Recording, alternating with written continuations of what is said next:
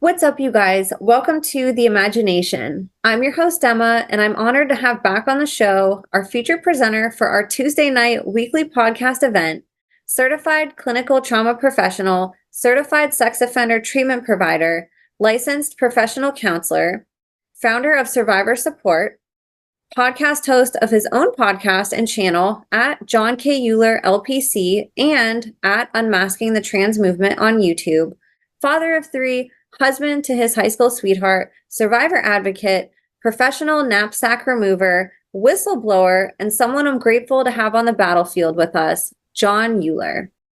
Jon has been doing an ongoing series with us describing two parts of the whole of the child abuse equation. On one hand, he has decades of experience working with the most deviant of all criminals in solitary confinement, and on the other hand, he has been working for decades therapeutically with the most wounded of victims and survivors of abuse such as SRA and MK Ultra. Our series together has bounced around from understanding a survivor's systems and parts all the way to the other side of getting inside the head of a violent and sexual predator and perpetrator and understanding the psychology of psychopathy as well as trauma-informed therapy. These episodes have been paramount to many of you listening who are trying, as adults, to heal from and unpack what happened to you as a child. And Jon's research and experience does not disappoint with giving us a greater understanding into the unfathomable parts of abuse and abusers. Today, Jon is going to be bringing us back to the systems and parts chart that gives us an awesome visual representation into the internal world of DID survivors, as well as answering some of your questions. Jon covers a lot in each episode for us, and I ask you all to put whatever you're doing away and give him your full attention, and put on your thinking cap as we continue down the rabbit hole that Jon has graciously and heroically volunteered to lead us down. There's not enough good things to say about you, Jon, and I'm really happy and excited to have you back. It's been a couple weeks since we've done our series. We've both had pretty crazy schedules, and I know people have missed our Tuesday night segment, so I'm really, really excited to have you back and to connect with you again. So in typical fashion, if it's okay with you, I thought we would start off with a little Q&A and answer a question that the audience had that I thought was a great question. And then I know you wanted to bring up your chart today and dive deeper into the systems and parts. So if that's okay with you, let's kick it off with a question. By all means. And how's the volume? I should have checked. Are we doing It's good. Is my volume okay for you? It's perfect on this. Okay, cool. Yeah, you sound great. Production test. Okay, good. Well, before I ask the question, I want to just answer another question for you guys that I just talked to Jon about before we started recording. I've had a few of you ask about the systems and parts chart, as well as the chart on sexual deviance that Jon has so kindly created for us. These very, very in-depth and detailed charts. Some of you have asked if he can turn them into a PDF or some type of shareable file. So on his website right now, and we'll show you guys later on the show, on his SurvivorSupport.net website, he does have the systems and parts chart, sort of the 1.0 version on there. These are ongoing charts, and he agreed to put the sexual deviant chart on there. So we will direct you guys on where to find those at the end of the show, and I'll have that link in the show notes for you guys, but he'll keep updating it and switching out the photos, but you guys can head to his website to connect with him, and then to also grab those charts and share that webpage with other people. So just wanted to answer that. And then, Jon, we had a really awesome and I think important question that one of our audience members asked, and she said, "Can I heal even though I haven't remembered and or recalled all my memories? Is it possible for me to still heal?" And I think that question's come up for me a couple times. And I think it's a really good question to ask. So I thought I'd turn it over to you and you could answer that for us. It is indeed an excellent question. And for those that have submitted questions, if we haven't gotten to those, we will, or I'd recommend resubmit the questions just to make sure we didn't miss any of the questions. Excellent question. I'm going to try to be brief, but then I'll expand it as I'm known to do. The brief response is, can you heal without remembering all the memories? The brief answer is yes. Now, to what extent do you need to remember memories? What I would say is this: whatever you're going to need to remember, it will come up. And also, that's again, my bias is, and I know I'm kind of going against the field of Thank you for trauma answering that. therapists. Like I said, I've seen a few comments just on random videos about that. I think it's a concern for people who have very fragmented memories. And that can be really debilitating if there is no hope, and they're just like, well, I guess I'm never going to heal because I can't remember everything. And so thank you. That's a very hopeful answer that, and especially trusting that God will reveal what the person needs and to not compare stories. I think some survivors have a very vivid recollection and remember a lot. Other people remember very little, and there can definitely be that comparison too of, well, I'm not where they are, and it's like, well, maybe you don't have to be, So thank you so much for that, Jon. Welcome. And that's kind of a perfect segue into what we're going to be talking about tonight, because we're going to kind of give a little bit of an overview again, but I thought we would, at this point, be very practical, because we probably have given enough to where the ice jam, shall we say, the ice flow. Let's say your ship got frozen in the Arctic. That's an analogy I use. That on the inside, everything got sealed away, batten down the hatches, and you've been trying to survive. But all the memories are tucked away. But all of a sudden, the winter starts turning to spring. There's a little bit of a thaw going on. And then truth bombs, what I call, let me qualify what truth bomb, little droplets of truth, which will be like sticks of dynamite in dislodging the ship that is stuck in the North Pole. Apparently, how do you get a ship unstuck? Apparently, you crack the ice. How do you do it? You discharge some sort of blast, and that shock wave will crack the ice, and it'll start to run almost like a windshield that gets cracked, right? And apparently, it sounds like a blast itself, the ice. That's a pretty good analogy of therapy. That little by little, this frozen ocean, the layer of ice is starting to crack. A lot of us have seen like icebergs or glaciers, where all of a sudden a big chunk of the glacier looks like a part of the hillside comes down and it creates a tidal wave. And that's a pretty good analogy of therapy. That little by little, truth is starting to do its work. That's why we don't need to force things, just allow truth. I also think that's very honoring for the client and the parts. That the parts are very smart, right? Your parts, if I'm talking to a survivor, your parts are highly intelligent and highly intuitive.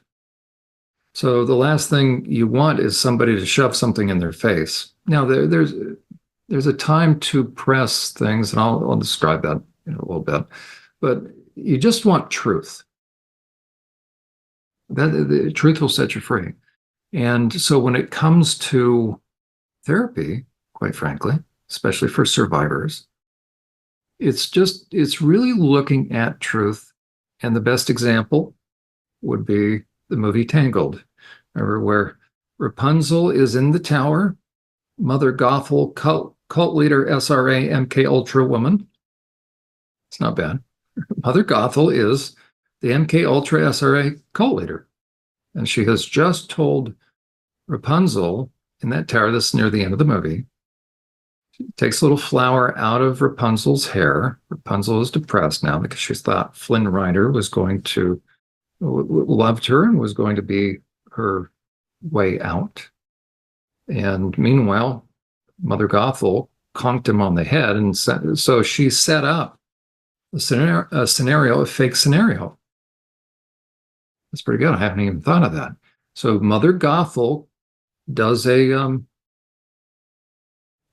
she creates a scenario, and it leaves an impression. So it's almost like Mother Gothel programmed. So there's potential here. I'm going to even expand the movie Tangled. So you see in that scene near the end, There's a scene in which Rapunzel is looking out at Flynn Rider, who's sailing away, who looks like he's sailing away. Well, meanwhile, he's been conked unconscious, tied to the mast, and he appears to be sailing. Well, they shoved the boat out. So in that case, it's not what it looks like.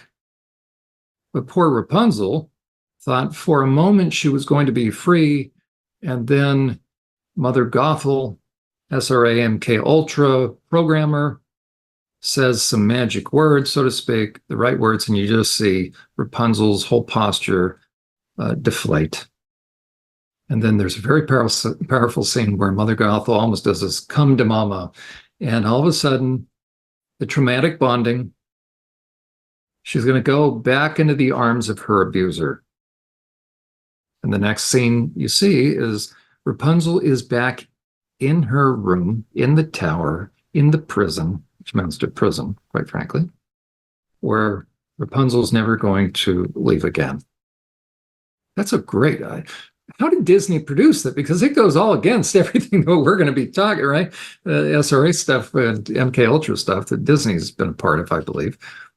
But there's so much about that. So you have Rapunzel that comes back to the cult, but she's deflated, and Mother Gothel says that programming term, it never happened. And then Mother Gothel gleefully walks out, so I'm going to go fix some dinner for you. Well, then if you watch the film, there's some little tiles, mosaic tiles that are, and she sees some things that help her put two and two together. And when that happens, the force of that blows her against her bureau or the dresser, right? And in a way, it's like therapy. Poof. And the Rapunzel that exits that room is free. She has rebar in her spine, but Gothel doesn't believe it. And then after that, you see that Gothel drops all the pretense, so the psychopath just comes out in the open and runs the risk going to prison. Okay, so the movie is a really good example of what therapy is like. So having the little droplets of truth, little tiles, little dots, little pieces of information. That's why if a survivor can't remember a lot, what I say is this: don't worry about it. Let's just go with what you do know, with what you are persuaded. Matter of fact, we're going to pick up where we left off with Mary. How's that? So for those of you that have been following along, you will remember our chart here. So this is the chart that will be posted that you can download. And this is the one that I gave names. So where did we have? I'm going to put Mary back. So Mary's coming back out. She's no longer dissociated. And so let's say I'm working with Mary. So Mary's the one that comes to session. And Mary has found, let's say she is questioning that. Here, I'm highlighting her little box. Okay. And so let's say she's worried that she can't remember a lot. So what I would say to Mary is, it's okay. And oftentimes, and this is very true for survivors, here will be part of the discussion. And it's kind of, 3 steps forward, 2 steps back, because there's a lot on the line in terms of the meaning and the implications. Think about what all these parts represent and the implications. I'm going to go down. Everybody look down at the bottom. See the core person down there? What do we have down there? I don't know. Let me decrease this just for a second. Oh, there we go. There we go. Okay. So our core person is way down here. I just had a client, by the way, connect with her core little, very, very young child. Wow. It's quite phenomenal.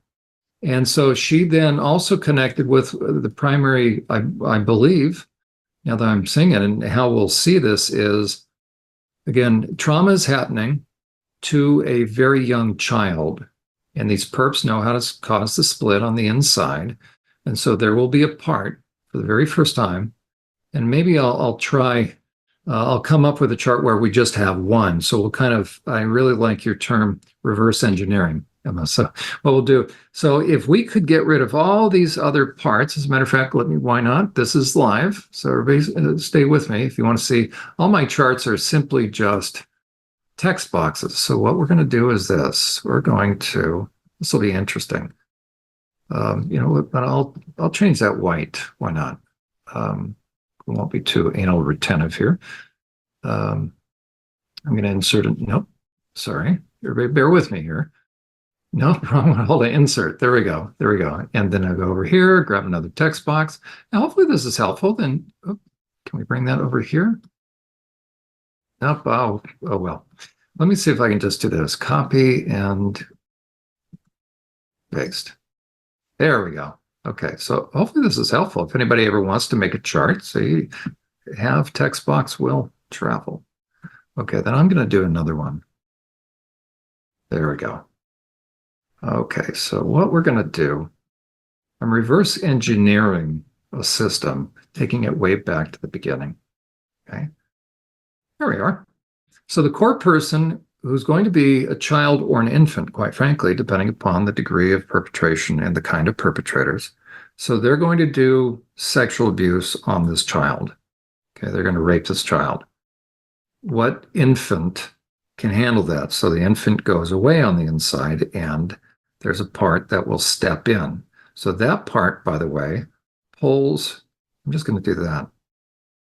So what will happen is, as the split takes place, the primary protector, and the reason I'm saying primary is this will be the very first time there's a split. This part, so the little infant, I mean, obviously your child isn't consciously saying this, but this is just an involuntary response. Says, this isn't happening to me. I'm out of here. And then the question is, who then comes out? Let me do this. We will bring that in front of text. No, bear with me here. We're going to front. No. Oh, well. Okay, we're going to cancel that. But anyways, so that little part, if I could work this right now. I don't know why I'm having, oh, there we go. There we go. Okay, I'm going to do, how are we going to do this? Everybody bear with me. There we go. See if it works. Oh, well. Okay, so this little part comes out, and the other part has been tucked away. So this part, so right now we're going to say there's just one split. This part takes the abuse, and when the abuse has stopped, then I'm going to do this the easy way. And then what happens? There you go. Then the core person, the core part comes back out, and the primary part kind of gets tucked away. Okay, so that's really how the splitting starts. So each time the abuse happens, the part that is there to protect comes out. The core person, the core part, gets pulled away, and then after the abuse, the core part comes back and the other part steps away. Okay. That's the nature of what happens. Now multiply that over the years and with the extent of the abuse. So what you can have, and this is inevitably what happens, I'm just going to, let me see. Okay. So if the abuse gets too much, so every perpetrator, because they're deviant, especially males, they're going to increase the degree of heinousness. So when one was enough to take the pain, when the perp doubled down on it, this one got exhausted. So what happened? Another one stepped in. Maybe we'll do this. To step in. So now you have two parts. That's really, so the perps know how to do this. Okay. So that's the basis. We'll just put him back or her. Okay. So when we're talking about parts, that's how everything gets going. Now we'll get rid of these just for the heck of it. So we'll get our system back. So you can see then how many years this would take to get this many parts. And these are really categories. Okay, so you can have, now I call these primary and secondary, but within the primary, you can have a couple. Now, would we call them backup or secondary? That's okay. I would probably, since it's my chart and I'm thinking this through. Okay. But the perps know that, for instance, let's say they're going to, and this is very much an MK Ultra because this is so, it's so evil, but it's so systematic. Since the perps know how to do this, they create a certain threshold of pain, and then the split happens. So potentially, then they could keep the threshold of pain so severe on the core person that the primary part comes out, then there's a secondary part, then there's a backup. You could have 4 or 5 potentially created in one sitting. And then the question is, how do the perps differentiate?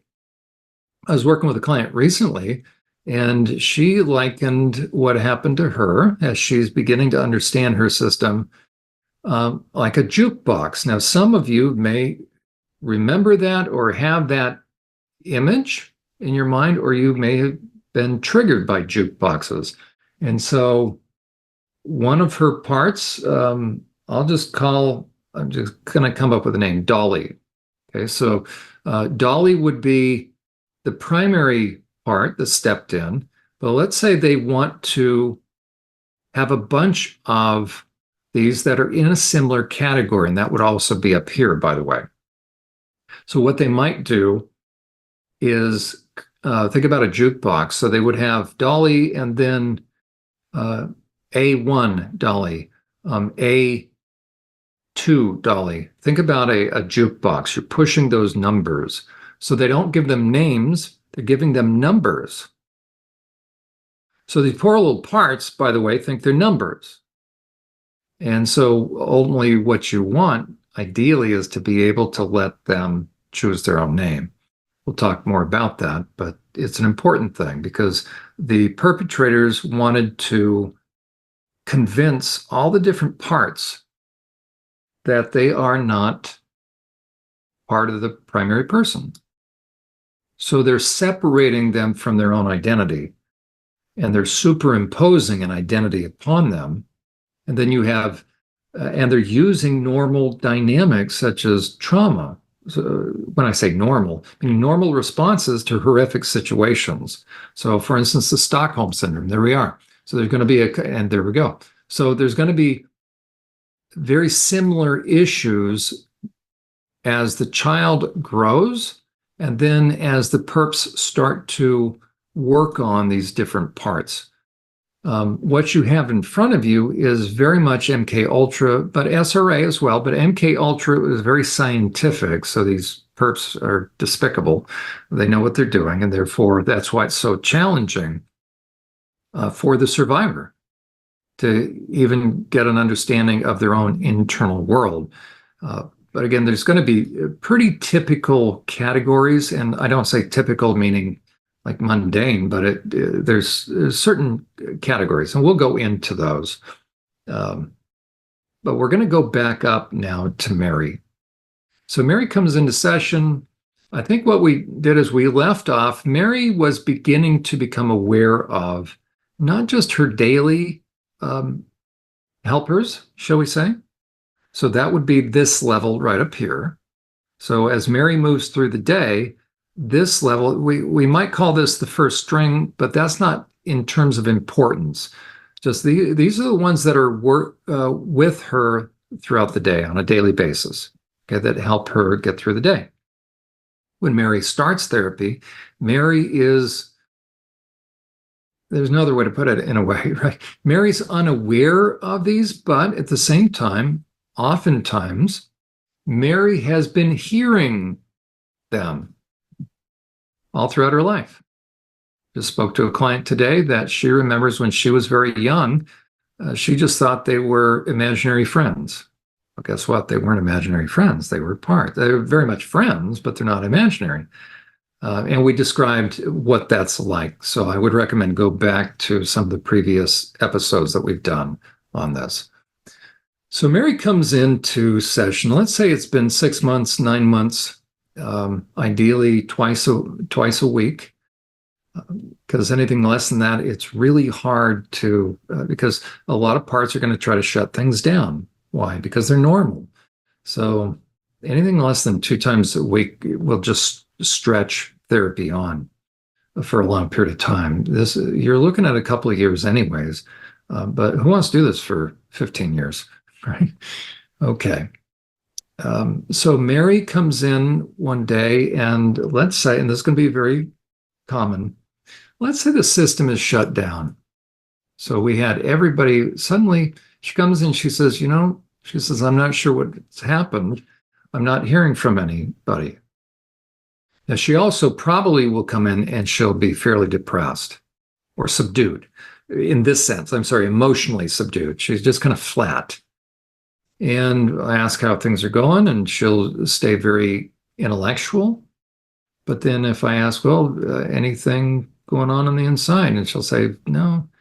And then, so this is very common. She may say, I don't know about all of this. Okay.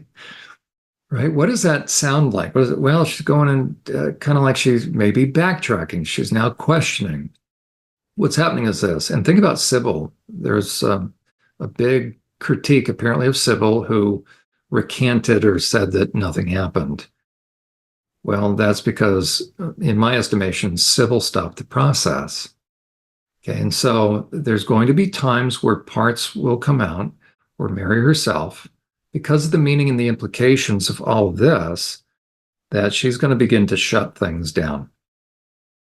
So it's during that kind of session that, since I now have become persuaded, but I'm not going to force her, right, to look at this stuff, because I know this is a normal process. So we're going to kind of keep pace with Mary, but we're going to try to, as a therapist, I'm going to try to kind of move her forward. Every session, I want her to be further along. Meaning this, I want her to begin to really identify and get a sense of these different parts, the reality of this. Okay. Now, for those that, we're all familiar with those that are going to say that none of this is real, outside, meaning literally outsiders. What I will say is this: it's not my job as a therapist to tell her, Dana's there, so you need to go talk to Dana, right? That's not how I'm going to approach it. What I'm going to do is, if I can sense that Mary is starting to shut down, as a matter of fact, let me do this. So Mary comes into session. Let's say she's kind of emotionally shut down. And she's feeling blue, right? Kind of a little depressed and low energy. And in a way, she's wanted, so what's happened is this: she has kind of wanted all this to go away.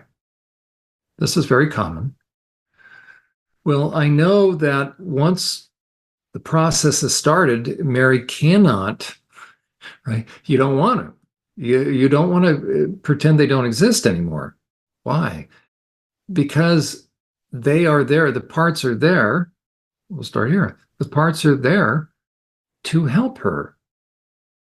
So if Mary is shutting down and kind of pushing all this away, who's she left with to help her? And that's where she'll start to go into, let's say, a deeper depression. There are times where this potentially becomes suicidal. There's 2 times that it'll be potentially suicidal: during this time, because she is trying not to know, or when she actually, I'll come down here, when stuff is starting to really hit home, and one of these. There's some of the younger ones, but there will be sort of the kill switch. There will be the part, I think I just heard it called the green bomb. Whatever program, whatever term, there's going to be a part that will be convinced, and it could be a number of them, that if certain things are ready to be disclosed, then you take them out. They will also, some of these actually will go over to this group. This group is here to keep others quiet. So kind of a little bit different, may sound like semantics, but a little bit different. So Mary comes in and says, you know what, I think I'm making this up. I think I'm just maybe too fixated. Maybe I just need to start focusing on other things. Okay. The question is, what do you do when Mary has reached that point, or when she says, well, okay, no, I know there's some there. I'm starting to acknowledge it. I think all of me are starting to acknowledge it, but right. So you see this ambivalence, kind of like she knows they're there, but she doesn't want to talk to them. She kind of doesn't want to hear from them. In a way, it's nothing personal, right? But she's trying to just go back to normal. But the question is, what was life like for Mary when it was quote unquote normal? What she's saying is before therapy. Okay, so this would be an example of how therapy can work when you're trying to help someone come out of denial, come to terms with the reality of this without me as a therapist saying, Mary, you know what? You know this is true, right? Because let's say by this time I have talked to each of these parts. As a matter of fact, in my work with clients, I've talked to all these parts at different times. Okay, so it's really the meaning and the implications that Mary is trying to stay away from, which makes her very normal. Okay, I want everybody to know that if you find yourself wrestling with this, the reason you find yourself wrestling with it is number one, you're very normal, and number two, there's good reasons why you're wrestling with it. Now, you just need to begin to become your own emotional detective. And so if Mary comes in and she's shutting down, what we need to, there we go. So Mary's the primary responsible part of herself. So what I as a therapist do is, since I know these parts are there, I'm going to begin to ask Mary some questions. And I'm going to come from Mary's own perspective. Mary wants to kind of say that nothing, even though she may give intellectual assent, she doesn't want to believe that this is true. She doesn't want to believe she has parts. So there's a little term called going with the resistance. And that's a pretty good way of approaching this, which is I'll simply begin to ask Mary some questions, because I know if left to herself, what is Mary going to do? She's going to shut down, and then she's going to walk out of the office or end therapy. She may actually end therapy, but I know what's been going on for Mary. Why or how? Because when she first started therapy, what brought her into therapy? Things weren't going well, right? She's depressed, she's anxious, she's having panic attacks. She is finding life becoming unmanageable. And then getting a little more into the minutia, she is starting to find that she may say her brain is broken, her brain's not working, she's forgetting a lot. Well, what do we know that is called, right? We know that's dissociation. So Mary is saying, you know what, I just want to really put everything back where it was, and I just maybe need to focus on other things. Okay. But if there has been trauma, focusing on other things isn't going to work. Why? Because that's what Mary was trying to do before. But these parts, where'd it go here? Let me uncover the parts again. Let my computer catch up. But these parts are there for Mary's best interest, and these parts are there for when Mary gets overwhelmed. So it's only a matter of time till when Mary gets overwhelmed, and then what's going to happen? She's going to get pulled in. Okay, so as a therapist, I don't need to worry about this stage, as it were, or state that Mary's in, because I know if she tries to put things back in a bottle, that's not a good way to put it, but if she tries to put everything back, it's too late. And so these parts now know that Mary knows. And so Mary's now overwhelmed. Mary's sort of trying to go back in denial. And what's going to happen is these parts are going to have to step in more, but Mary's going to try to shut them down. So I'm going to put Mary back in a little bit of denial. She's wanting to put things away on the inside. So what I'm going to do is I'm going to begin to ask Mary some questions, such as, Mary, okay, I'm hearing you, that you're wondering if any of this is true. Let me just ask you some questions. Okay, so now I'm going to just stick with facts. So I'm going to say, Mary, it seems like when we first met, when we started working together, um, things were not necessarily going all that well. Can you remember what was going on? Can you remind me what was going on? Okay, so I'm helping Mary think back through that, you know what, the good old days may not have been the good old days. Okay. And then I'm going to begin to ask her, well, Mary, recently, as you say, you're depressed. Um, are you finding that you're getting a little anxious? Are you finding that you're getting triggered? Now, if she's shutting down, she may not be getting all that triggered, but I'm going to ask her, have you had any dreams recently? Now, I'm not big in interpreting dreams. I think we need to be very careful when it comes to that. But trust me, if stuff happened, it's going to come up even in the form of dreams. Okay, well, I know that Mary's having dreams because when you have that degree of stuff, things are intruding. Okay, if she even says no, I'm gonna then begin to kind of jog her memory a little bit as far as what I know she's triggered by. So I'll say, well, Mary, do you remember when you told me that when your mom calls, it seems like the beginning of the conversation goes well, but then she says something. Before you know it, you don't even remember the conversation. And Mother's Day is coming up. Tell me about Mother's Day. Okay, so what have I done? I'm not leading her. I'm not planting thoughts in her mind. What I'm doing is I'm asking her questions that she doesn't want to think about. Because if she thinks about them, then she's going to tap into the emotions and she's going to begin to realize that to try to shut everything down is not a good option. And what's happening also in the session is in session, I know I have more than one audience under the surface and they're listening. And they're actually kind of rooting for me to get through to her. Now, not all of them. I'll bring this up right now. Not all of them, because some of them want to also stop therapy. So there could be, let's find one who is, gosh, where's, I'm just going to read, John, you wrote this. Why don't you? Okay, bear with me here. Which one do I want? Compulsive. Okay, it may be that right here, I could see how Kristen might not want to continue because as Mary continues in therapy, it may become intense. So maybe Kristen is trying to put some pressure on Mary to shut things down. I'll tell you also on what level things are being shut down. It's right there. So there can be a lot of pressure being brought to bear. As a matter of fact, okay, let's say we're getting, okay, Mother's Day. There we go. And Mary's starting to get in touch with the idea that she needs to draw boundaries on mom. Well, what's that going to trigger? So Mother's Day is coming up. As a matter of fact, as we are recording this, we're starting to inch toward Mother's Day. Okay. So I know that Mary's already feeling guilty.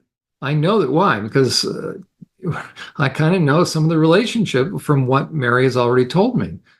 Well, I know there's internal conflict going on, right? Even at that level, we also have where some of the, I'll have to even add some more, but there's ones that don't want to have any connection, probably in here. I'm not seeing it right in here. I'll probably have to add a few. And she'll have definite internal conflict because let's say we've got the sacrificial and caretaking one that goes to church. So that one, Hannah is going to say, Mary, we need to be dutiful daughters, honor thy mother and father. And there's going to be others. So you can have a lot of things. Who are we going to, let's say Debbie is saying, forget it. We don't need to do that. So we're going to have fighting going on the inside. So as I begin to ask Mary some questions, what's going to happen is she's going to start to get in touch with her feelings, which will also then start to help her connect back. In a way, it's stirring things up a little bit. Okay, so let's say that Mary is still at a point where she's not quite sure. So she's fluctuating. She says, "No, okay, I kind of know them," because she also is looking back in her journal. So let's say she started to journal, but she's not really doing much journaling, right? She's shutting stuff down. So I would say we could still call this the beginning stages of therapy. Now, it's not that when you start to connect with these parts, it's not that there isn't going to be the tendency to shut things down, but very much at the beginning, especially when a number of these parts start to, I don't want to say become awakened, but start to notice that they're being noticed and start to notice that some of the younger ones, where did our the little ones go? Because as therapy progresses, remember, you're going to have the little Tinas, or the little ones will come up every now and then and start to give memories. So a lot of stuff's happening at the same time. So we're going to have Mary be very normal in therapy. She's starting to shut things down. But she intellectually will say, no, okay, I kind of believe they're there. But after all, you know what? Maybe I don't need to. So she has that ambivalence. So what do we do? What do we do if, as a therapist, have Mary that's really kind of shutting things down? I could even draw it the other way. Maybe that will seem a little, right? So we're going to do a little visual thing that Mary is starting to pull the shades on that, right? She's shutting things down. Or if you happen to be in therapy and you find yourself kind of shutting things down, that before you know it, I'll just do it this way, right? Before you know it, it's sort of like you have an intellectual acknowledgement that, okay, maybe you have parts, but that's enough. You don't want to really move forward. So what do we do? Well, I'm glad you asked that, because there are a couple of things that are going to help. Okay. I'm not going to tell Mary, by the way, that, Mary, you know what? You need to snap out of it. Of course, stuff happened to you and you really need to get your act together. And I want you to go home and I want you to journal. Okay. Do not, by the way, if you're a therapist, do not do that. Never, ever, ever shame a client. Okay. Mary is very normal. What's a normal person do when they start to discover there's things within them, in this sense that there's emotions and parts, and it's very normal to want to just put it all back together and just say it didn't happen. Okay, because this has a lot of meaning and implications, especially if, let's say, mother is still in her life and mother participated and mother facilitated this. What you're suggesting by continuing is ultimately, well, the reality is, and so the truth will be, the relationship with mom is never going to be the same. As a matter of fact, if mom really is a perpetrator or facilitated this, guess what? You're going to end your relationship with your mom. I mean, that's what's naturally going to happen.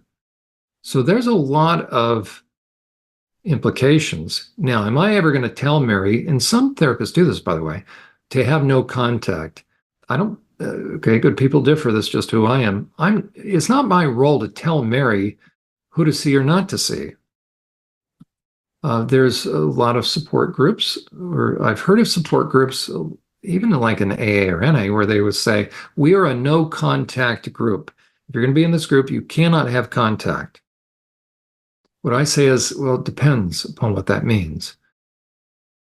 No contact is necessary for a time, but I'm still not going to tell my client what to do. I might recommend that for a certain time until, sorry, I'm moving this up and down, but I'm always working with parts when I'm working with my clients, those that have parts. And so as I'm working with her, the reason you see this moving, sorry about that, if that's kind of been affecting you, is, right, I'm always, as a therapist, I'm always thinking of who also can I engage? Because if Mary is shutting things down, she's blocking everybody. So I, as the therapist, know that Mary's got help. Mary's got parts that want to help, but Mary's shutting them down again. Okay, so I'll go back to no contact, since Mother's Day is coming up. So I would probably work with Mary at the very first to begin to dial things back with her mother. I, I've been working with a client that the mother was calling the client every single day. They were talking every day of the year. And it was driving the client nuts. I mean, just anxious. But the client wasn't able to be honest with her mom. So she was just, consenting to that or allowing this to take place. So one of the things we did is worked through what the client could say to her mother to begin to dial things back to just once a week. And now it's actually less than once a month. So that's been very helpful. That's been very practical. Okay, so let's say we've got Mary who's come into session. She's pretty darn shut down. And I know Mother's Day is going to come up, and a part of me has a hunch if Mary's going to shut things down in terms of her own progress, then she's probably going to, out of guilt, she's going to go to Mother's Day. Okay, so I want Mary to be able to think through what's in her best interest. And so part of me is going to then begin the process of helping her think through, are these real? I mean, I know they're real, right? Because I've worked with them. But she's now, okay, she's learned enough, she's heard enough to where she's not going to deny them, but she doesn't want to, should we say, engage them. Now, little does she know, right? They're the ones that save her. They step in all the time, but intellectually, she just wants to kind of believe that they don't have to talk much. And she wants to just go about her business. Okay, well, Mary's probably going to do something like go back for Mother's Day, get together with Mother, and what happens? What happens every year at Mother's Day? Of course. Okay, boundary crossings and knapsacks, one and the same. So we got knapsacks going on, pack your bags, we're going on a guilt trip, all sorts of stuff. Mary's getting triggered. And before you know it, she gets triggered so much that what happens? Dana finally has to come out. Now, maybe at first, think about Mother's Day, right? What's going to happen? It may even be when Mary goes to pick out a card, reading through all the stupid cards, and all of them say, Mom, you're the best, you're my best friend.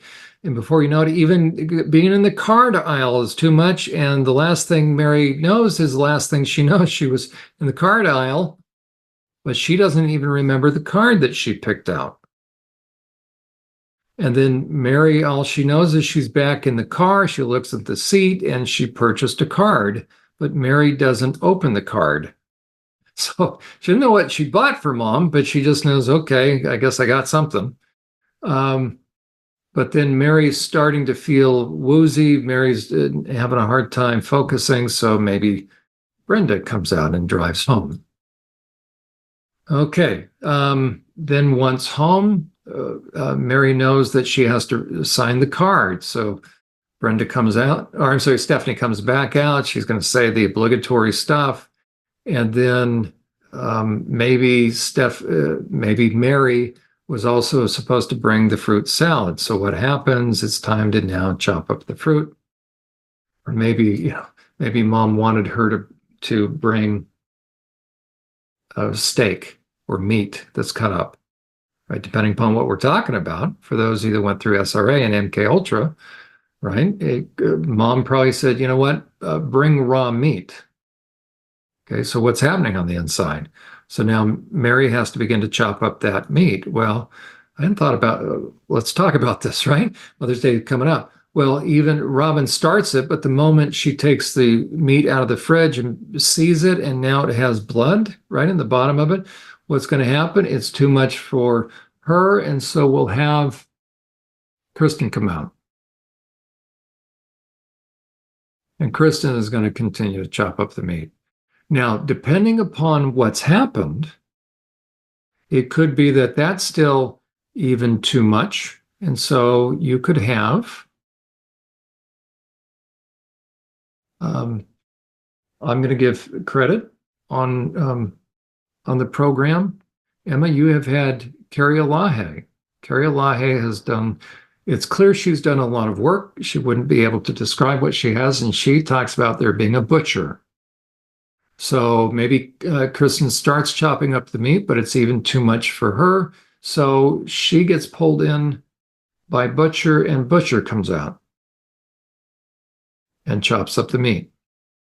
But then that sense that is triggered. There's so much that can take place. Okay, so before Mary knows it, so she went card shopping for Mother's Day. She put it off to the last minute. Mother's Day is on a Sunday, so Mary went on Saturday to start looking for a card. Let's say she went at 2 in the afternoon. All Mary knows is the next thing she knew, it's Sunday morning at 10. She's not going to church, but she's supposed to be at her parents' house or at mother's house at 1. So she comes to and she's standing in the kitchen and the whole day has gone by. What happened? We'll put Kristen right up there. And Mary, all of a sudden, she has a small little panic attack saying, oh my gosh, it's Mother's Day. I didn't get a card. And she looks and there's a little card. It's all signed. And there's meat that's put in something, or there's a note saying, take meat out of the fridge. But it's in a plastic bowl that you can't see into it. Maybe it's a green bowl, or it could be also color coded, so to speak. But let's say it's in something that she doesn't have to see the meat itself. So to get ready for Mother's Day, you can see how much help she has had. That's been the case for a lot of Mother's Days. So now, to make this applicable, let's say I have Mary this week, and again, Mary's wanting to shut things down. I know that Mother's Day is coming up. So I'm not going to, as it were, force Mary to say, Mary, come on, we've been through this before. You know you have parts. You know your mother's no good. Why are you getting together with your mother? No.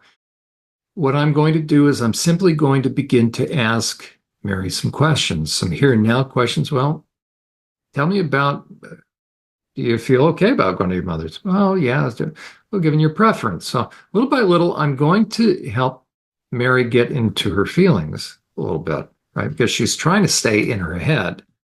But meanwhile, the body keeps the score on what's happening to her blood pressure, what's happening. She's having panic attacks.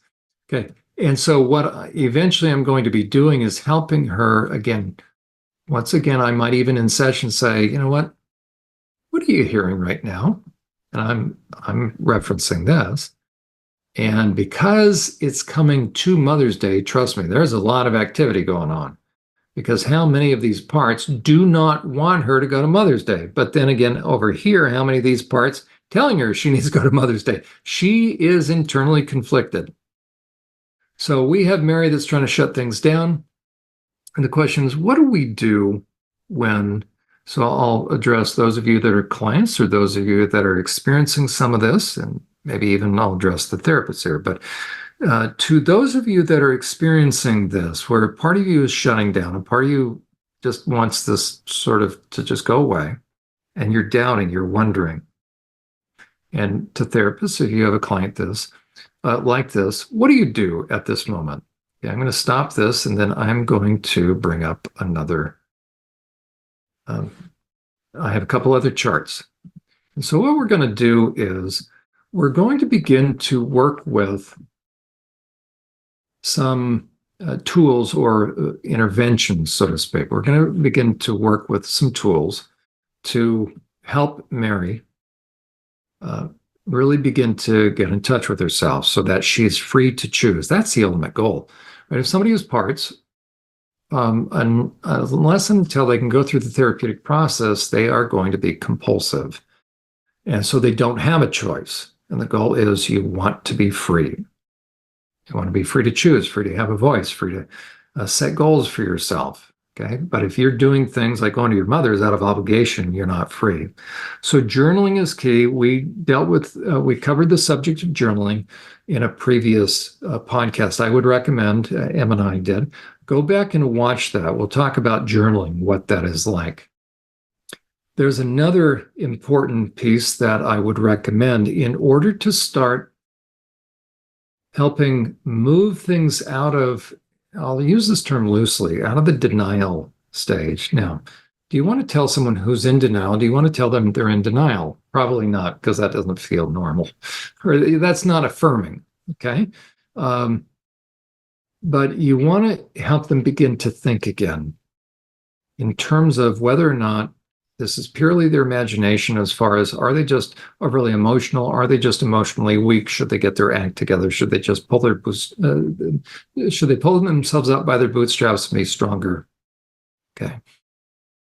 To help them begin to move things again, because they're kind of getting stuck, I'd recommend a couple of things. So for those of you that are survivors, here's some things you can begin to do to begin to help feel like you're moving forward, and to begin to give yourself some answers, especially with the first and foremost thing, which is this your imagination? Or, as far as when I say this, meaning parts, we're just going to start with parts.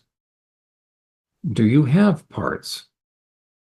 So the journaling is important. Again, go back and watch that recorded episode. It'll help you begin to interact with the parts. The next thing I would recommend is start a timeline. Okay, now, what in the world is a timeline? I'm glad you asked that. And what's the purpose of that? A timeline is kind of what it sounds like. You're going to begin to review your life.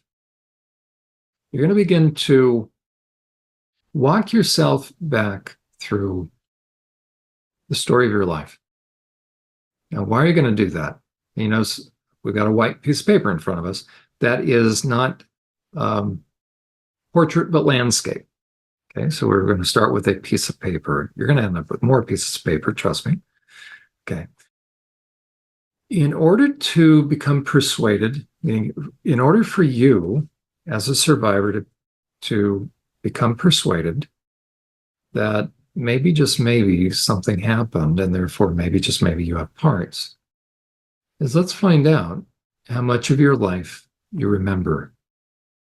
Because you should remember pretty much all the way back to about first grade. Now, the further back you go, you're probably going to have less memories, but think about, for instance, when you were in school, how many hours per day did you spend time with your teachers? In first grade, let's say, I don't know, what's a school day? Probably 4 hours. I don't know. I forget what, 4 or 5. My wife is a second grade school teacher. So that, I think 6 hours, 7 hours, give or take. Well, that's 5 days a week for how many weeks in the year? Well, you should be able to remember your homeroom or primary teacher's name because you spent so much time with her. Do you remember where you went to school? Do you remember the school colors during sporting events? Do you remember the mascot? Okay, that's elementary school. How about junior high or middle school, 7th or 8th grade, grade 7 or 8, depending upon what country you're in. They reference it differently. How about high school? Now, you're entering into teenage years. Or partway through high school, you're probably eligible to drive. So these are significant times. Do you remember getting a driver's license? These are going to be significant events. Do you remember, again, ask yourself the same question. Who was your favorite teacher? Do you have a favorite subject, or did you?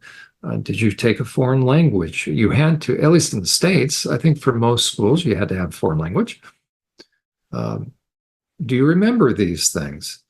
If you, the less you remember going from here and now on back,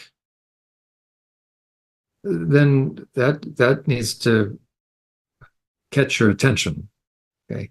If you can't remember much out of high school, I am working with clients that they don't remember much even just a couple of years ago. Some clients went to college, but they can't remember. Some went to college and they have friends, but they can't remember some of the friends.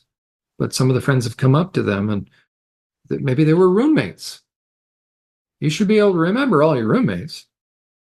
Into high school, you should be able to remember that. As a matter of fact, I'll show you how you should be able to remember it. There are two primary reasons that people will enter into weight loss programs. Think about Weight Watchers, Jenny Craig, Nutrisystem. I have a little, I don't know if you see it up there. Why not? I used to, there, the top diploma. That's from Nutrisystem University. I do like that one. It's really not a university. It's their program for behavioral breakthrough counselors. So we would teach classes. So that's the only that's kind of a fun one. Every other one is very legitimate. Trust me. I've got Bible school and Biola and Cal State Fullerton for my master's. Okay. But the two primary reasons, and this was a little shocking, I did not anticipate this. The two primary reasons people pay a lot of money to go lose weight, one is for vacations. Well, we understand that. The other, can you guess it? High school reunions. And usually they're going back to see people they've never seen in 25 years. And they can't even recognize them. They have to look at the yearbook picture, right? Match names, right? Some of us have less hair than we do, right? And the question is, why is that so important then? I'm going to pay a lot of money. I'm going to fly to a place or I'll travel long distances. Oh, sorry, you're staring at a blank piece of paper. Let me get out of this. Sorry about that. Okay. So why are high school reunions, why do they tend to be so important to people? You're going to spend time with people you haven't seen before. You're probably not going to see them again after this. The question is why? Because oftentimes we're trying to live up or live down something. So you should remember a lot of high school. You should remember a fair bit out of middle school, junior high, or seventh and eighth grade. And then as you go back in elementary school, maybe a decreasing amount, but you still should remember pretty much first grade or even maybe kindergarten. If you have blanks, question is why? If you want to shut the process down, a part of you isn't wanting to think about anything. And therefore, a part of you is saying to yourself, and then you'll say to the therapist, nothing happened. I think I'm making all this up. Okay, well, then let's find out. Because if nothing happened, you should have a pretty normal memory, right? So a timeline will help convince you, not so much you, Emma, but convince the client that, you know what, I'm not here to tell you something happened or not. If you're starting to get to a point where you're thinking, you know what, I must have watched a bunch of scary movies, I must have been influenced somehow, active imagination, I don't think anything happened. Okay, well, let's start from the beginning then. Let's test out your memory. And it's not that I'm going to do a neuropsych eval on you. We're just going to do something very user-friendly to help you see how much you remember. And if you find there are gaps, then the question is, what's up with that? The answer, quite frankly, will be you dissociated. So the larger the gaps, the greater the time span that you can't remember. As you get older and older, something's up. Then the question is, how do you explain that? And don't let yourself off the hook saying your brain's broken, you got a bad memory, or you just I don't know, I just tend to not think about it, right? Don't don't go into denial. Easy for me to say. Don't go into denial with yourself, okay? Because you want to be set free, and just be willing to look at, okay, if I can't remember, that's not normal. And if you really want to double check, do you have photographs of yourself that you really, really don't remember taking? So get together with, if you have any people that are safe, just ask them, hey, how much of your childhood do you remember? Take a poll and find out. You'll probably find out that most people remember a fair bit. If you have people in your life that happen to be in pictures that you're in, take the pictures of them and say, hey, do you remember this? And see their response.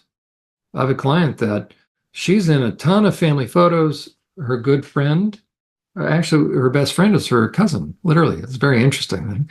So that'd be neat to have a cousin that was best friend. But they're together in all these photos, and the client can't remember any of them. The context. And the best friend, the cousin, so here they are, they grew up together.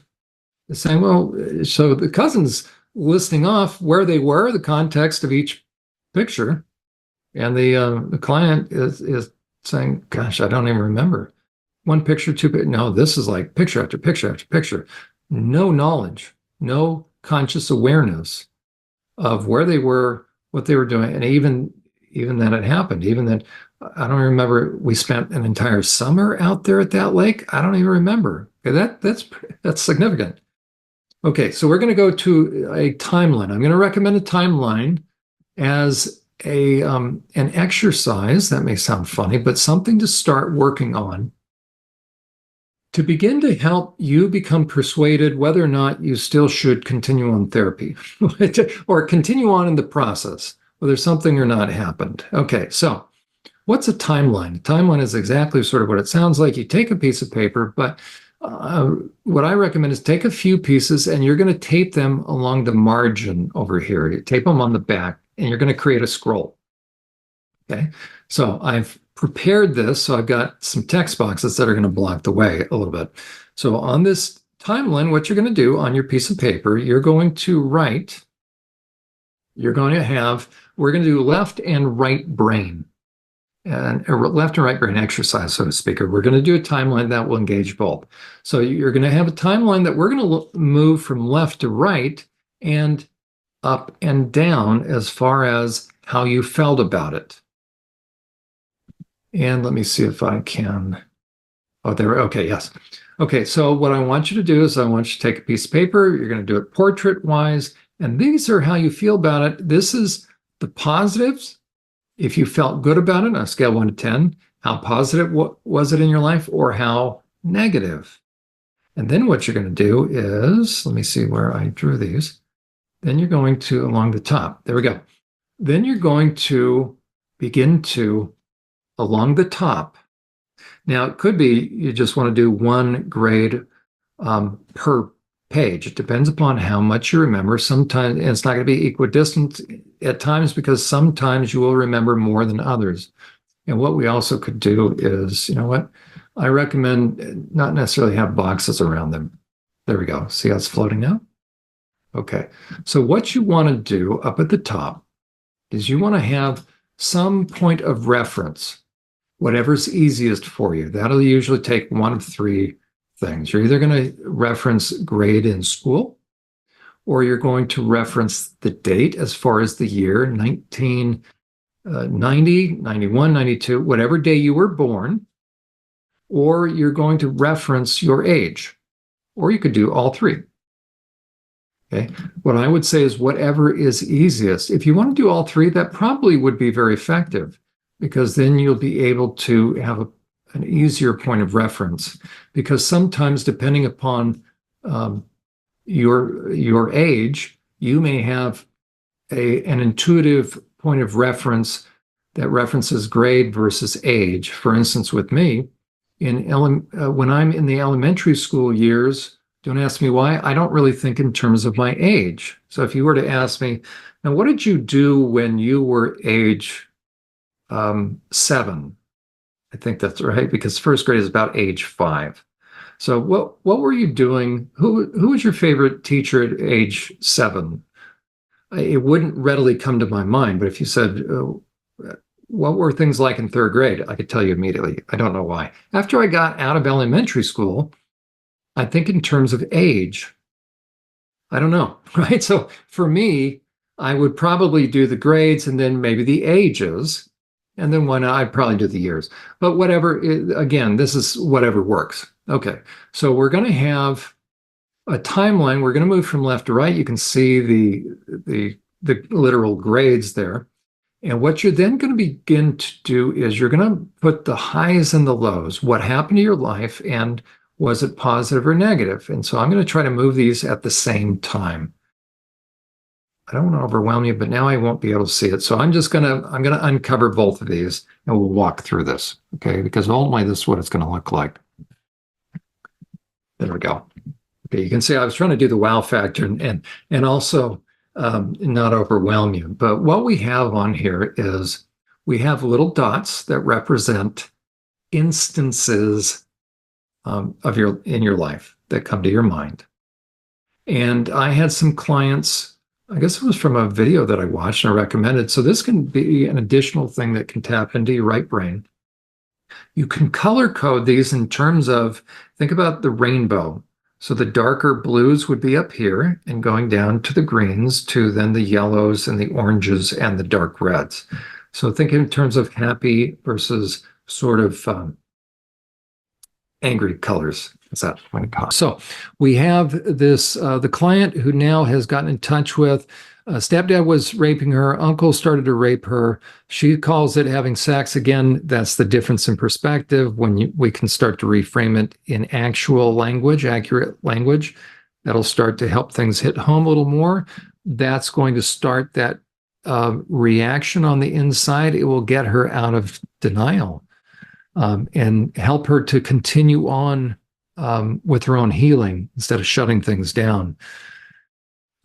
We can see up here that she likes school. So school's a positive thing for her. So it gets her away from the family. Again, here's that suspension for supposed sexual harassment. What I would say is that was what she was told, and those are inept school personnel. Maybe even a teacher was a perpetrator. So they're shifting the blame. This is a failure of mandated reporting down here, by the way. Okay, so now she is excited to go to Cub Scouts, but what happens in Cub Scouts? Maybe she has a perpetrator, but let's say she can't remember much. I don't know. I just know I liked Cub Scouts, so maybe there wasn't. But with how many perps are in Cub Scouts, we have to wonder. But here she says it was a positive thing, but then look at what starts to happen. So around about second grade, she's starting to wet the bed. But not just wet the bed, but what is she forced to do with it?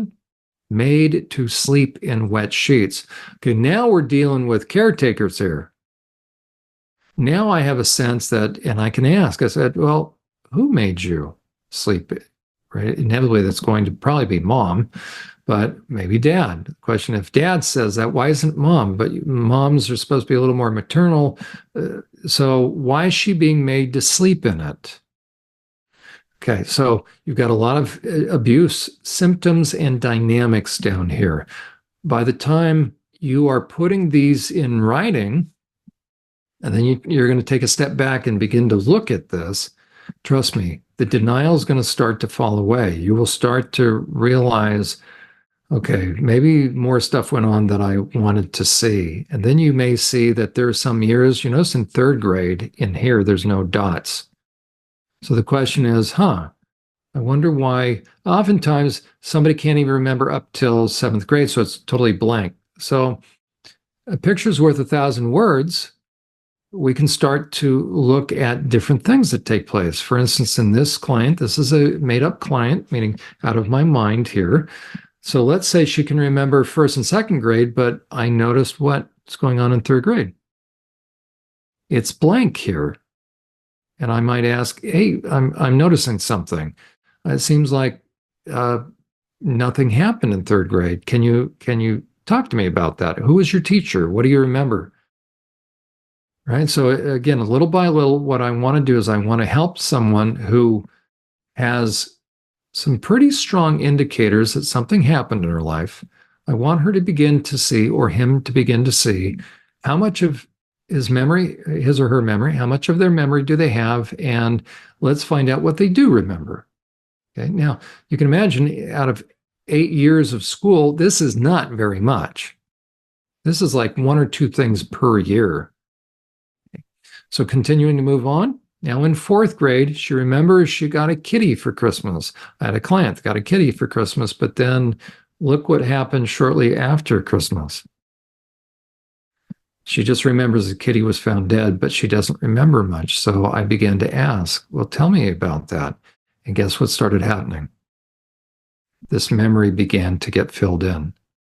In that case, her stepdad and mom killed the kitty.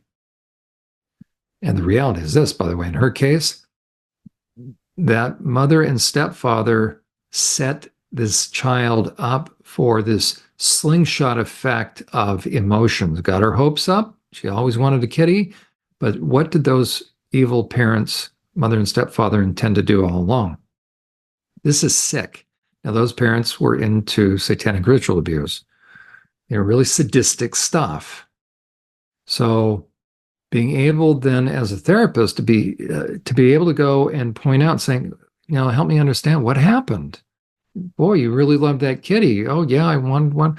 Okay, and so I would imagine you fed it and you took care of it. And so Did it get out of your arms? Did it run across the street? No, I came home from school and it was dead. How did you find out? Right. So what's happening is we're starting to fill in a picture that's going to begin to really dislodge her emotions, and the memory is going to start to come back. Well, even what little we've covered at this point, you can imagine she's got a lot of stuff on the inside. But what did she do coming into session? She wanted to shut things down. And so even if she only had first through fourth grade, I can begin to say, you know what? Do you think maybe some of this is still on the inside of you, as far as maybe you've tucked it away and it's still having an effect upon you? Maybe we ought to begin to talk about some of this stuff. Usually that's going to be enough to say, okay, right, okay, I'll keep coming. Okay. Now, what happens? This was what happened in a client's life, that she remembered that her brother started to bury kittens alive. I think that should say in the backyard. There we go. And her younger brother. Okay, that's an indicator of what? Right? So wetting the bed, soiling oneself, so enuresis and copresis, fire setting, and cruelty to animals, especially for boys, but same thing for girls. But usually it's going to be boys. They're going to have those three. The more you have, the more indicators of sexual abuse. Okay, so brother is doing what to kittens? So we start to see, okay, wait a second. We have kittens that are coming into this family. But then we have a high. Now the question is this. I, as an outsider, I, as a therapist, by the way, for those of you that are therapists, let me ask you this. If you found out that the parents took them to Disneyland,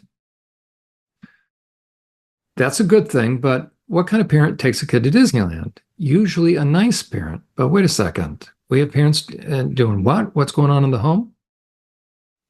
And all of a sudden we go to Disneyland.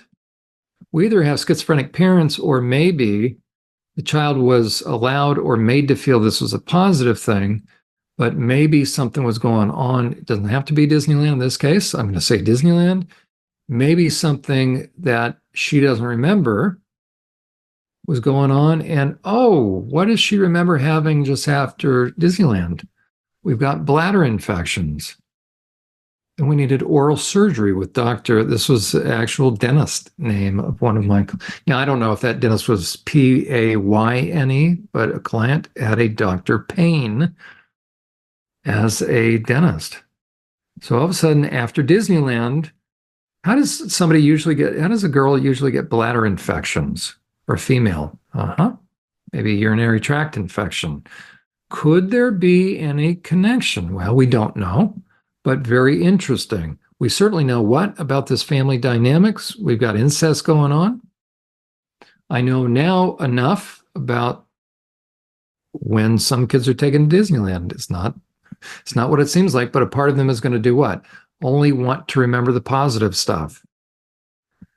They don't want to remember all of it. So if you don't think it happens at Disneyland, insert anything else. They went camping. Okay. 7th grade, what happens? All of a sudden, an eating disorder, and then self-injurious behavior.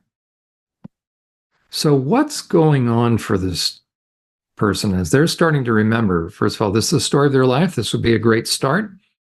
Remember, the client is starting to shut things down and wanting to just say, basically, you know what, I'm just going to mind over matter. I'm just going to have more willpower. I'm going to forget all this. I'm just going to go back to doing what I used to do. I'm going to go back to being normal. Okay.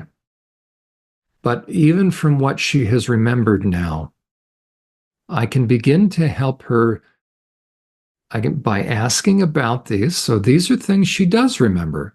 I'm not saying, you know what, you probably don't remember it, but you had an eating disorder. I'm not saying that whatsoever. She's putting it down there. And now I'm going to begin to help her connect dots. Now, with a long enough timeline, we literally will eventually connect dots. And if you're familiar with the old dot to dot, as a matter of fact, I'm going to do this. Now, insert. When it's finally done, No, I don't want that one. Sorry about that. Let's see if I can get, anyways, I was going to try to get just regular lines. Okay. So eventually what you're going to do is when it's all finished, now this is months down the road, you're then going to actually connect dots. And I'll tell you why. Because you're going to start to see, oh, that's a little arrow. Sorry about that. But anyways,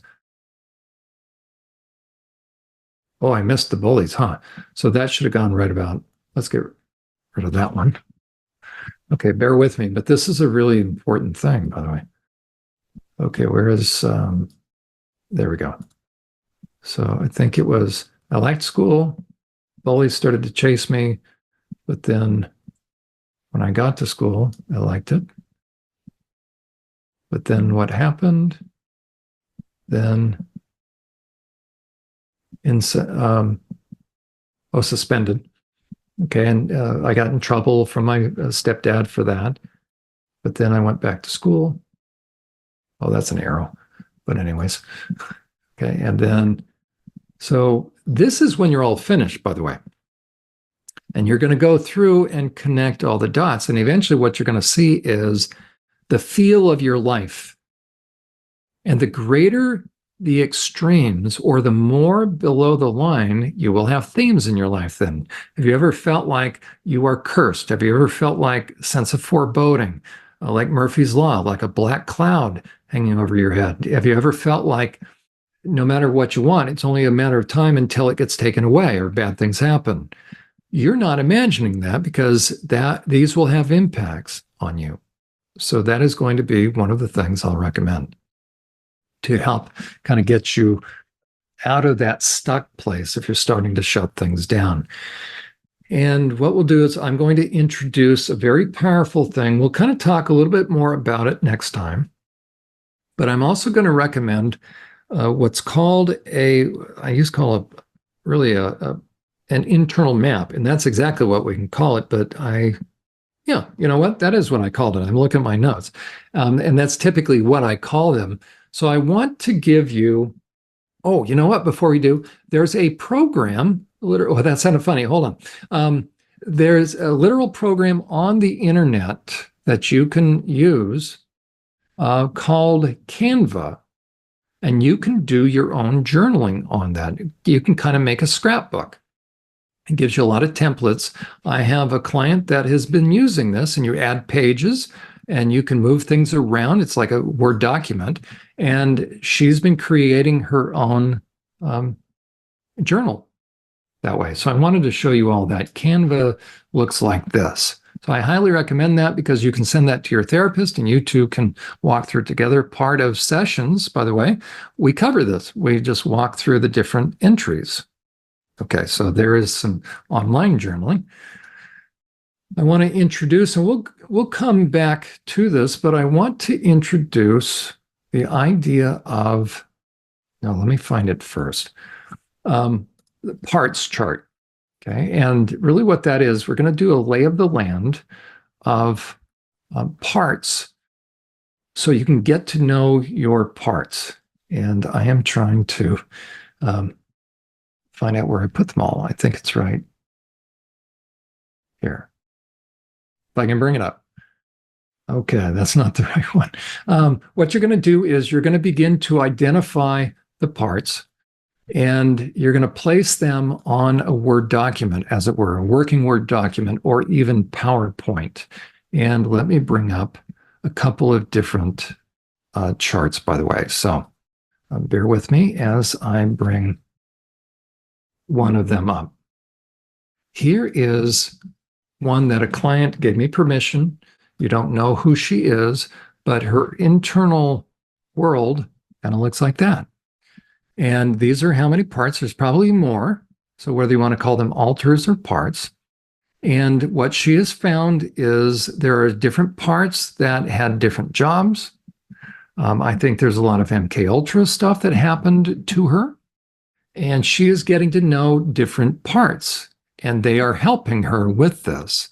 It started out with only a few, and the longer she has done this, she has begun to find that they want to identify themselves for her.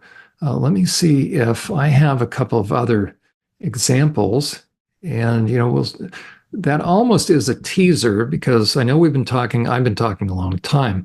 We're going to go into that more, how to create one of those charts.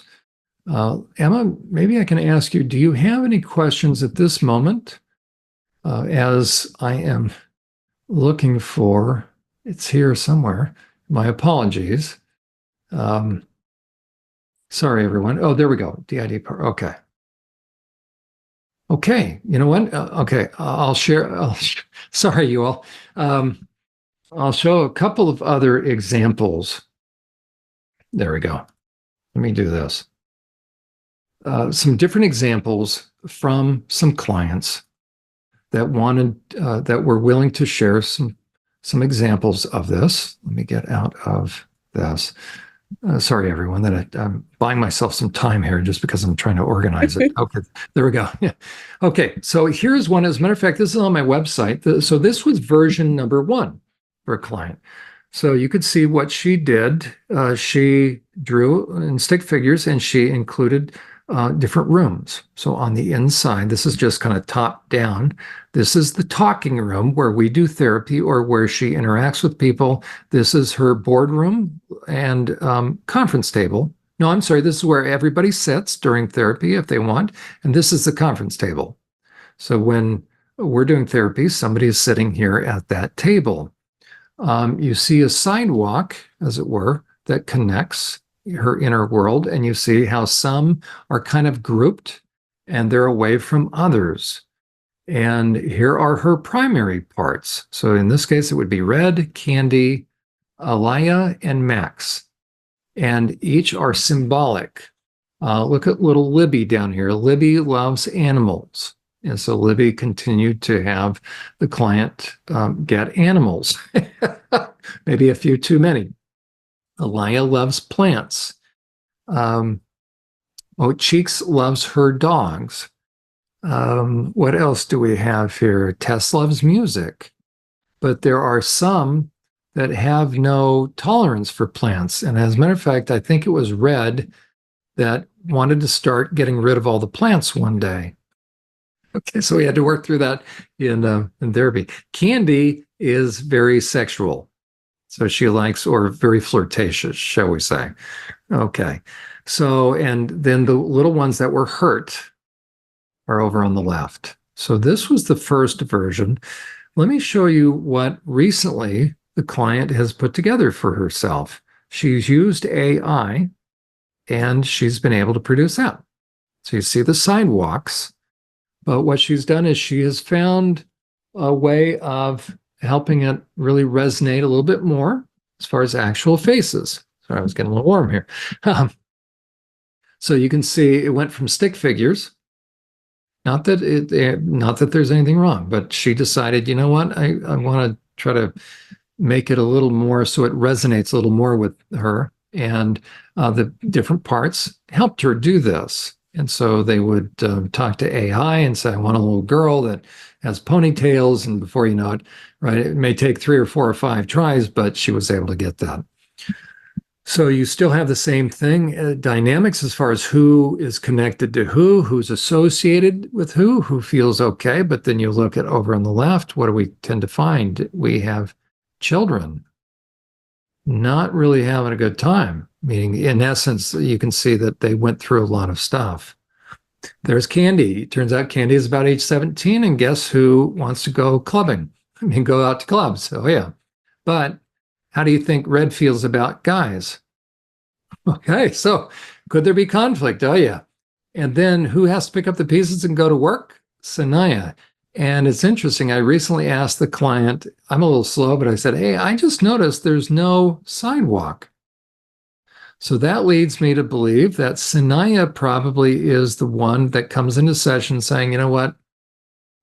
I think I just need to put all this away and forget it and just move on.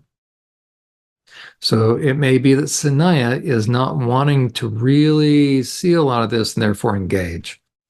Max, bless her heart, Max is the one that wants to give pushback, understandably, to say, you know what, I don't think any of this happened. So Matt is very smart. I'm sorry, Max is very smart, and Max is the one that makes me earn my keep. Because when we start to get close to something, Max will suddenly come out. And for this client, because she went through a lot, I think primarily SRA, a lot, and some of you went through, right, a lot. It's not uncommon in session for me to, in the span of 3 minutes, be talking to 10 parts. And they'll be shifting very, very quickly.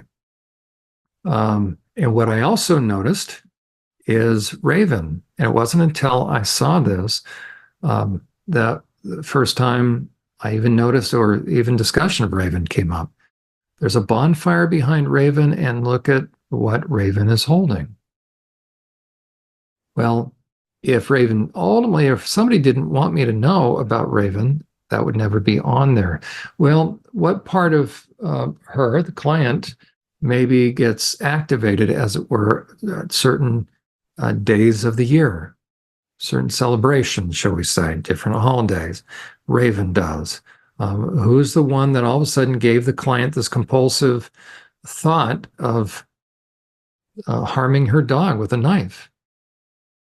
There we go. So it's very important then for the client, and then me as the therapist, by the way, we can begin to talk about, it gives a real good visual sense of who's there.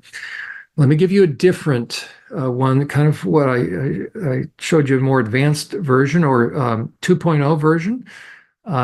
This will show you that each person's inside world is going to be kind of conceptualized differently. It's whatever works. So with another client, again, both gave me permission to show these. So here's the one where it started out.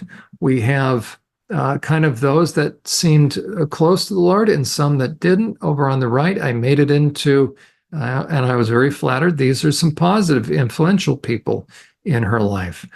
That's Alan Watt, by the way, if anybody's familiar with him. He passed away, but he did, I think, 14 years, 17 years worth of teaching on a lot of, the secret societies and other things that harm people. So I recommend him. There were a lot of parts of her, understandably, that feel evil and feel somehow that they are tied and connected to the satanic stuff, a lot of drug stuff going on in her life. There were programs, and she was put through military training as a kid, and there was a lot of stuff where she had to use knives, shall we say, and a lot of abuse. This was the first version, and let me show you the most recent version. And so, again, once you start, you might find that it will start to change. So for her, what she added here, she started to get a sense of, wait, these are groupings. And so she put, so these are little killers. We have spells, those that were put under spells and do spells. Rebels, but these are actually ones that are very forthright and very assertive, and will say, and very much in touch with their anger, by the way.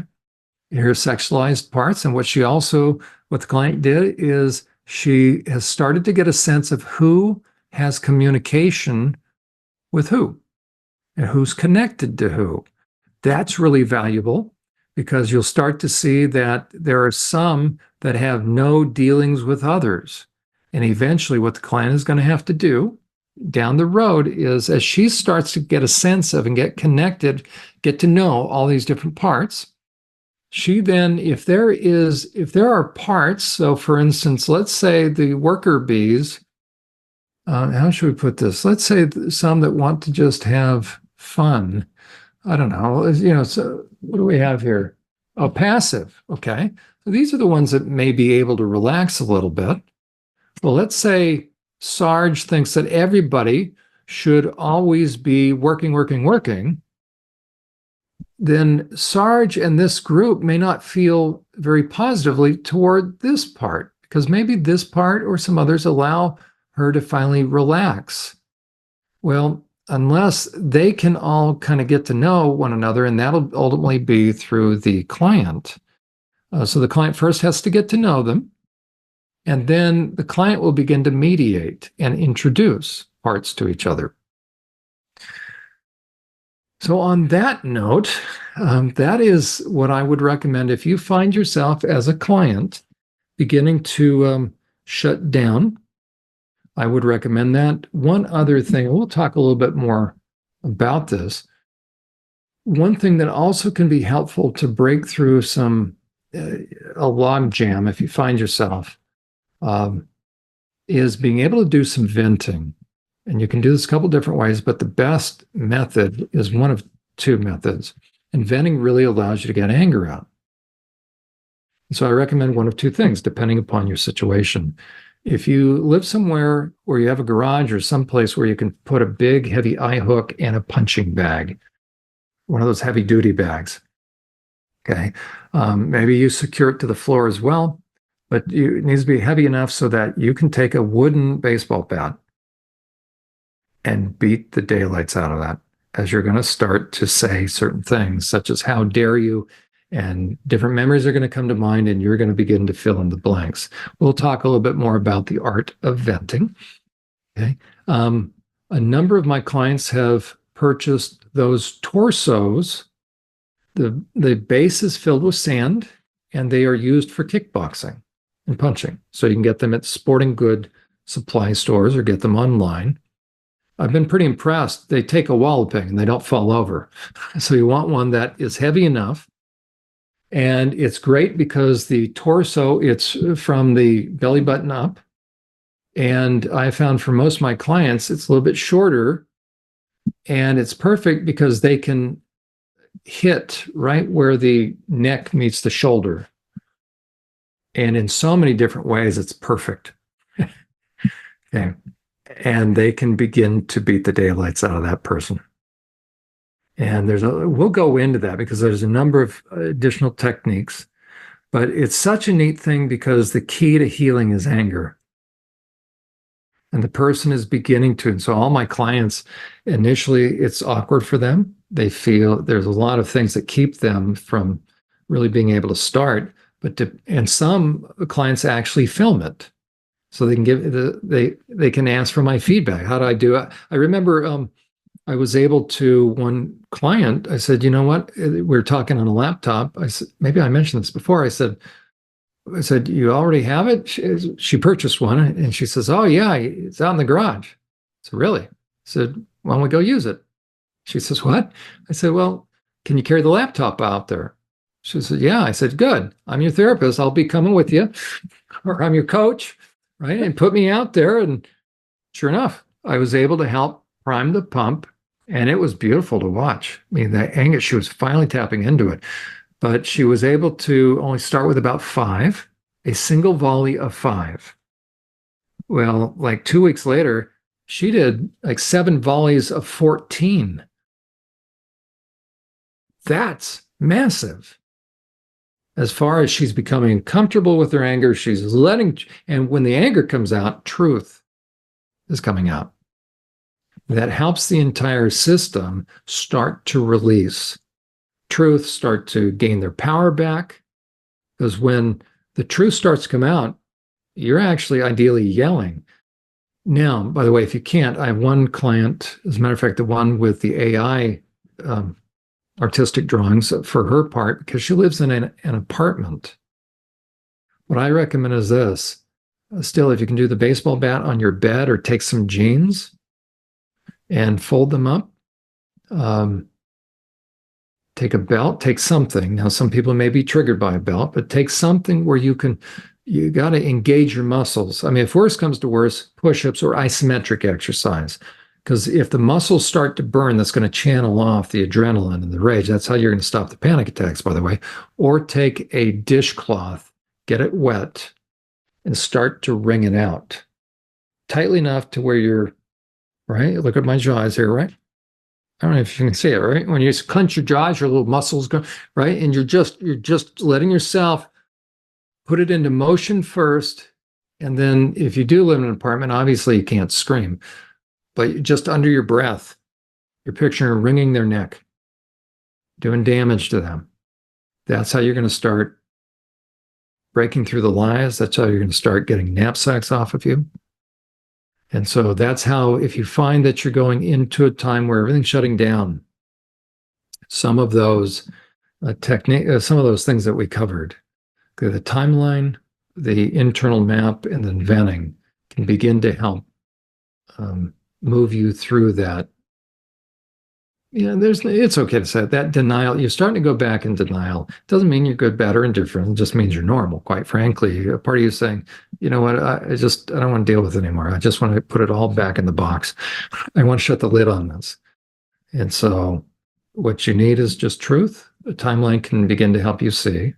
Okay, did you possibly go through stuff? How do you know? You either have no memory, no dots on the page, or look at the dots. And if you see any sort of sexual abuse, then you know you have stuff you have to work on. Even just one incident, have you let yourself get angry? Well, you have some work to do. But trust me, if you are dissociating, there wasn't just one time.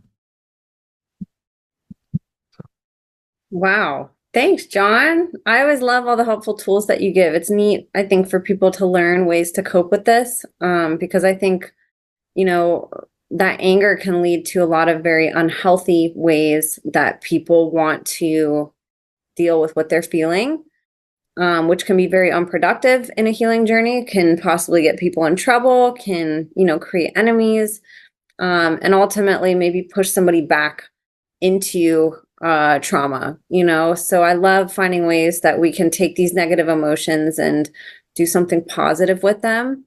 That's also good for our body, something like hitting a dummy and, grabbing a bat and hitting the apparatus that you recommended to get. It's like those things too. Like it's really good for us to exercise and to do physical activity, and so I think that's a really great way that somebody can help channel that energy.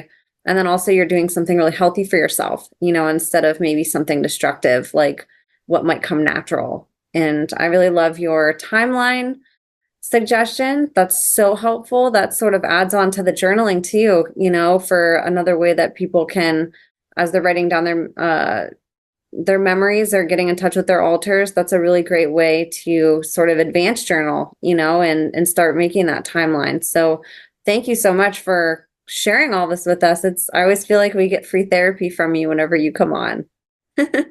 More than welcome. And Emma, again, I commend you for your work, your channel, right? You're helping to give survivors the safest space on the internet, as you're saying. It's true. So hopefully this could be helpful. And if somebody would like, I do have, on occasion, I have openings. I'm not soliciting. I never solicit for clients. But if somebody, well, I'm going to solicit for you. You're an amazing therapist. And if people need one, I would highly recommend Jon. In fact, there's really nobody else that I would recommend to reach out for. So, well, I appreciate that. But the reason I make myself available is it breaks my heart to think that there are clients out there that don't know where to turn. Who can they say? I, of course, work with people online, just as you and I, Emma, are talking right now. That's how I do therapy these days, ever since the COVID situation. So it's very comfortable then. Here's one recommendation. If anybody does do therapy online, I recommend that the client record their own session. And therefore, you'll actually need to send the link if you're the client. But it can be a tremendous thing because two things. One, you can go back and review it. But also, if you are dissociating during the session, and trust me, if you're getting into stuff, you're going to start to dissociate, then you can go back for two reasons. One, you want to find out what was discussed. But then there also is more than likely a part, because if you dissociated, a part pulled you in. Well, that means that part is either not getting with the program and is resistant, or either way. And again, we're not going to be putting it in that part's face, but sometimes a part really does need to kind of answer some hard questions, such as, why are you stopping the client? Well, say, Mary, I'll make this up, but I'm going to call Jane. So let's say a part. I'm going to say, Jane, I'm noticing something. Why isn't Mary able to make it all the way through? My hunch is you're pulling her in. Why are you doing that?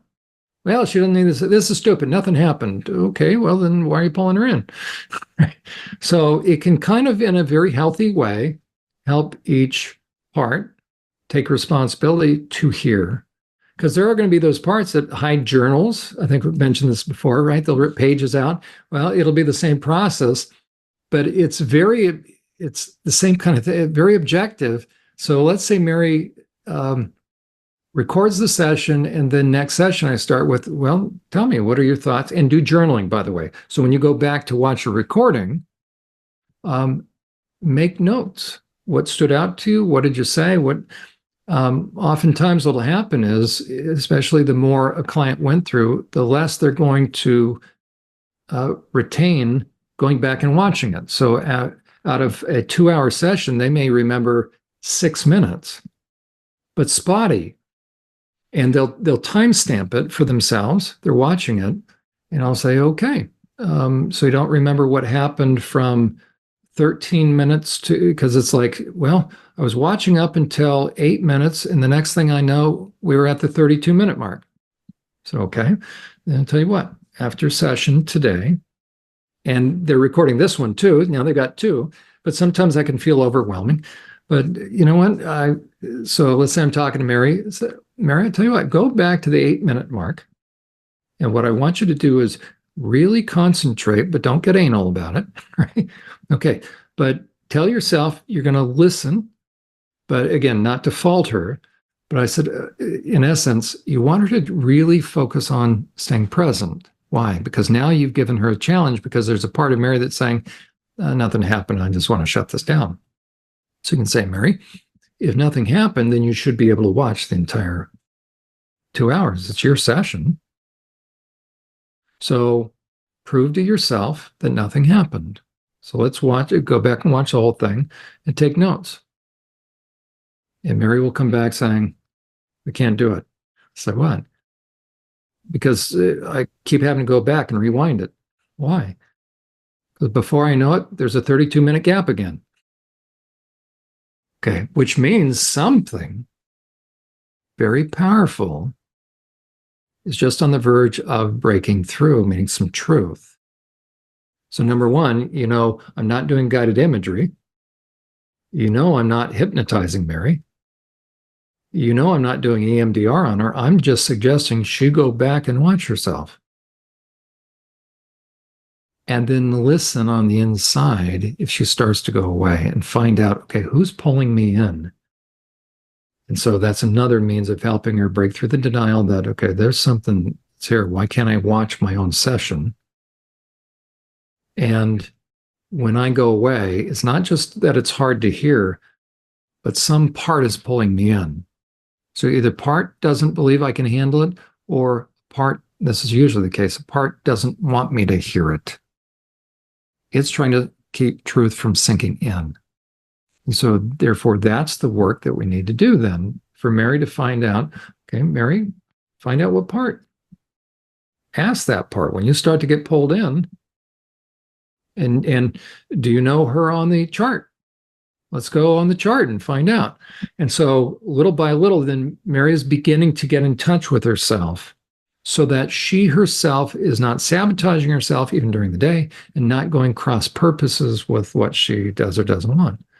So little by little, then that can be that's a very powerful thing to go and record your sessions. I highly recommend that. Great tip. And I think too, just to, you can see progress that way too. You can see maybe if somebody's opening up sooner, and just kind of along the way, I think somebody who may feel like their journey is going really slow, you can go back and rewatch earlier episodes and be proud of yourself for coming further than, probably what it seems like sometimes. I know these journeys can be really long, and arduous and difficult, but even the little steps and, remembering a memory or creating a chart, all those things are a huge milestone in a survivor's journey. And it's really awesome, Jon, how many survivors you've helped along theirs. And like I said, I would highly recommend, if people do need a therapist, or if you know somebody that does or is looking for help, please contact him. And Jon, maybe what we could do is show people where they can contact you, and go over your social sites because you're online. You have a lot of different ways that people can get a hold of you, but I'll let you go ahead and share that. Yeah, the easiest way the easiest way is my primary site. There we go. It's SurvivorSupport.net. And if you scroll down, you'll see the primary way to do it. You'll see personal consulting, see the gal there on her phone. So just click that, and it'll take you then to, that's an actual, that's a client comment right there. But then if you click the arrow, it'll then take you to where you can sign up. And then you just scroll down and there's a little contact box. There you go. And you pay for it. I ask people you have to agree to terms. What this is personal consulting, by the way. I'm a licensed therapist, but I'm licensed in Pennsylvania and South Carolina.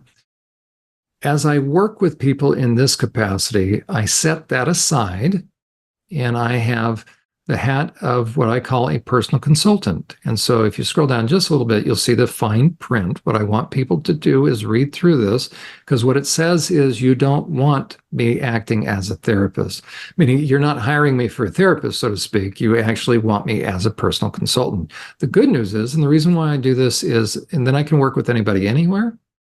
You're still getting me and my talents and all that, but I don't diagnose. I don't have to do case notes, and nobody then has access to your notes. Why? Because I don't really take notes, because I don't need them. It's a strange gift. So then you know that you're not being given a diagnosis. There's no treatment plan. So any of that. So that's why I call myself a personal consultant. So there you go with that.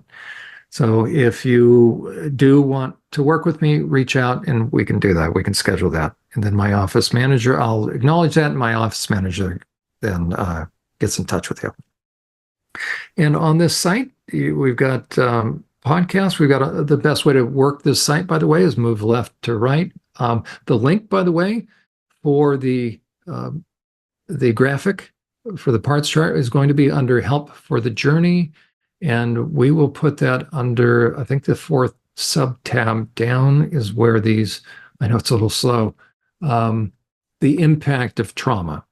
Okay, so that's where that's going to be, unless maybe Emma has a better idea and I'm open for anything. But if you scroll down far enough, you'll actually see the chart. So what I'll do there is I'll have the link under there or on top of it. So you'll be able to download the PDF version of that. Cool. That's great. Thank you for doing that. And I know that you had this one on there. I think people go to your website and there's so much and they might have missed it. So for people who were asking, this chart is already on his website, and then he'll add the other one. There you go. And I'll add it to this section as well. Yep. Okay. And then if you want to, if anybody would like to watch my podcast that's on Friday nights, this Journey to Healing, there's where, although I'm about 25 episodes behind, but don't get discouraged. I'll get them all up there. But trust me, there's a lot up there. I'm doing a series on forgiveness, what it is versus what it is not. There's about 30 episodes on that, then a bunch on boundaries. So I really recommend spend some time on this. This is going to help. This will help you heal. So this is free therapy. But if you want to catch it live, you can go back to the homepage. And there's a little link there, and it is Eastern Standard Time in the US. You can click that blue button and you'll be able to be taken to the channel. It's tecn.tv. Don't worry about whether it says conservative or not. There's Ken McClinton, by the way. He owns the station. His daughter was murdered. So that's he and his wife talking to a TV reporter or somebody that's interviewing them about the murder of their daughter. So he understands lots very well. That's why he asked me to do a program. So I'm the only counseling program on there. We will be starting, as a matter of fact, in a couple of weeks, Unmasking the Trans Movement live, and that'll also be on YouTube, and it'll be on tecn.tv. That'll be Sunday nights. There I am. That's right. So that'll be upcoming, but that'll be Sunday nights, 9 to 10 p.m. Eastern Standard Time. But right here, Journey to Healing, 8 to 9 p.m. Friday nights in the U.S. Eastern Standard Time. So that's my podcast. So the primary site is SurvivorSupport.net. I have another site, sort of my research site, and the one that I have that I take screenshots from social media, the stuff that I put on social media under the Insights tabs. But this is where you can see what I'm posting or some of what I post on there. There's a repository, as it were, of past posts. And then under the Truths About Predators, that also gives you insight into my clinical work, where I can say it gives my background, why I can be so definitive and definite about perpetrators, because I've worked with them for 15 years. And if anybody wants to find out about my whistleblowing from the Department of Corrections in Pennsylvania, it's right there when called to do hard things. It was an interesting time because every now and then social media, they'll say, you can't trust Uhler. He was charged with forgery. Well, watch the story. Okay. If you're convicted of anything, by the way, you cannot hold an active therapy license. I have 2 active therapy licenses. So this was, I think, about 8 years ago, but very compelling because I was the first prison psych staff in the U.S. to blow the whistle on inmate abuse, and I'm the reason why there's no more solitary confinement used as a punishment on mental health inmates in the U.S. So then we do have Unmasking the Trans Movement. So speaking of the trans movement, so there's this site, that's unmaskingtransmovement.com. There's a lot of episodes on there. There's information, myself and my co-presenter, Dr. Ann Gillies. So a lot of information on that. Or you can go to, we've got BitChute. Oh gosh, some aren't coming up. But probably the best thing to do is go to the YouTube or BitChute. So sorry, we'll get it's all voluntary. So everything I do, right, is 100% voluntary. Yes, it's a lot of work. So there is most recent interview episodes, but if you go to the live tab there, this is our newest endeavor. I must be crazy for doing this, but okay. So the most recent thing, since 2 weeks ago, Emma, we started Unmasking the Trans Movement live. The only Sunday we won't be doing it is this coming Sunday, but by the time people hear this, you won't have to worry about it. Just look for the next Sunday. So every Sunday, 9 to 10 o'clock Eastern Standard Time, we will talk about issues related to the dangers of the trans movement, whether medicalization, sterilization, amputation of body parts with kids, or how it facilitates predation, how predators are using it. By the time people are listening to this, then the upcoming episode, we're very excited. Number 3 is Uta Hagen. She is a trans widow, otherwise known as a wife who ended up being married to a sexual deviant who was unfaithful and then started wearing women's underwear and cross-dressing. They're called trans widows. So the sexual deviant guys. We have had Uta Hagen on the regular program, so we're excited. She's going to be kind of regular on our program because women need support when they end up with a sexually deviant guy who's into pornography, and also women and children, women and kids need to be protected by sexual deviants, and not just in single spaces or single sex spaces. Right? We want to keep the sexual deviant guys out of those. We want to keep them out of women's sports, and we want to keep them out of women's prisons. This is truly an attack upon women. So people need to understand this, and so you have access to a lot of videos. There are up to 127 episodes on that under the video section, and a lot of good, however many videos, I don't know, right? But a lot of good. If you want answers, if you want to be able to defend why men shouldn't be in private spaces, why there should be single-sex bathrooms in schools, if you are going to go to your school board, you need facts. So educate yourself, and this is free education. And again, the crossover is predators love confusing people, and they love being able to gain access. The trans movement is easy hunting for sexual predators. So are churches, by the way. That's why churchprotect.org exists. And Emma, then what else do I have? I guess Twitter, and then my YouTube, either way. Yep. So what is this? Oh, this is my YouTube. Okay. So I somewhat have them separated out under the playlist section. I have to update that. So I guess I have three primary things. We've got the our series, Emma, that we're doing that's over on the left. Then Dangers of Trans Movement. If you want to learn about sexual predators, that's that third one. And then the podcast really comes down to the series, Journey to Healing. So series on forgiveness and boundaries. So that's really kind of what all those videos are all about. And then what else? And then Twitter, I guess, huh? Yep. And then your Twitter where you fight off Satanists and sexual deviants that come after you, that you're exposing them. I just did a little series on a number of things. If you scroll down on furries, so the times that people were, and we had Scott Nugent was on the program. That was a very powerful one. Okay. I just posted that one today. These are two parents that threw a kid into a crocodile infested or alligator infested canal. It was over in India. The kid was consumed and they didn't want to get had Down syndrome or something. 6-year-old, if I remember. So I wanted people to understand that, thou shalt honor thy father and mother. I want survivors to understand now there's something you can do. There's a line beyond which you are no longer honorable. So think about if you had a perpetrator that was a parent, you do not have to honor them. So that's why every now and then I'll post that. But it's not a blanket statement. And then if you scroll down, there's stuff on furries. And I will ignite the internet when I talk about furries, when I talk about maps. So there's certain things. So you can tell based upon the amount of pushback, including the sexual deviant men that call themselves AGPs and those that try to protect them. Those are men that dress in women's underwear and drag. The ones that also are being welcomed by GenSpect. Okay, whenever I talk about those are the kind of people that'll make complaints about against my professional license, and so it shows you that where there's smoke, there's fire. So these are really some of the most deviant groups, deviant people, and those that are facilitating deviance. So wherever there's a Jeffrey Epstein, there's a Ghislaine Maxwell. So when you have a prolific perpetrator, you'll inevitably have those facilitating it.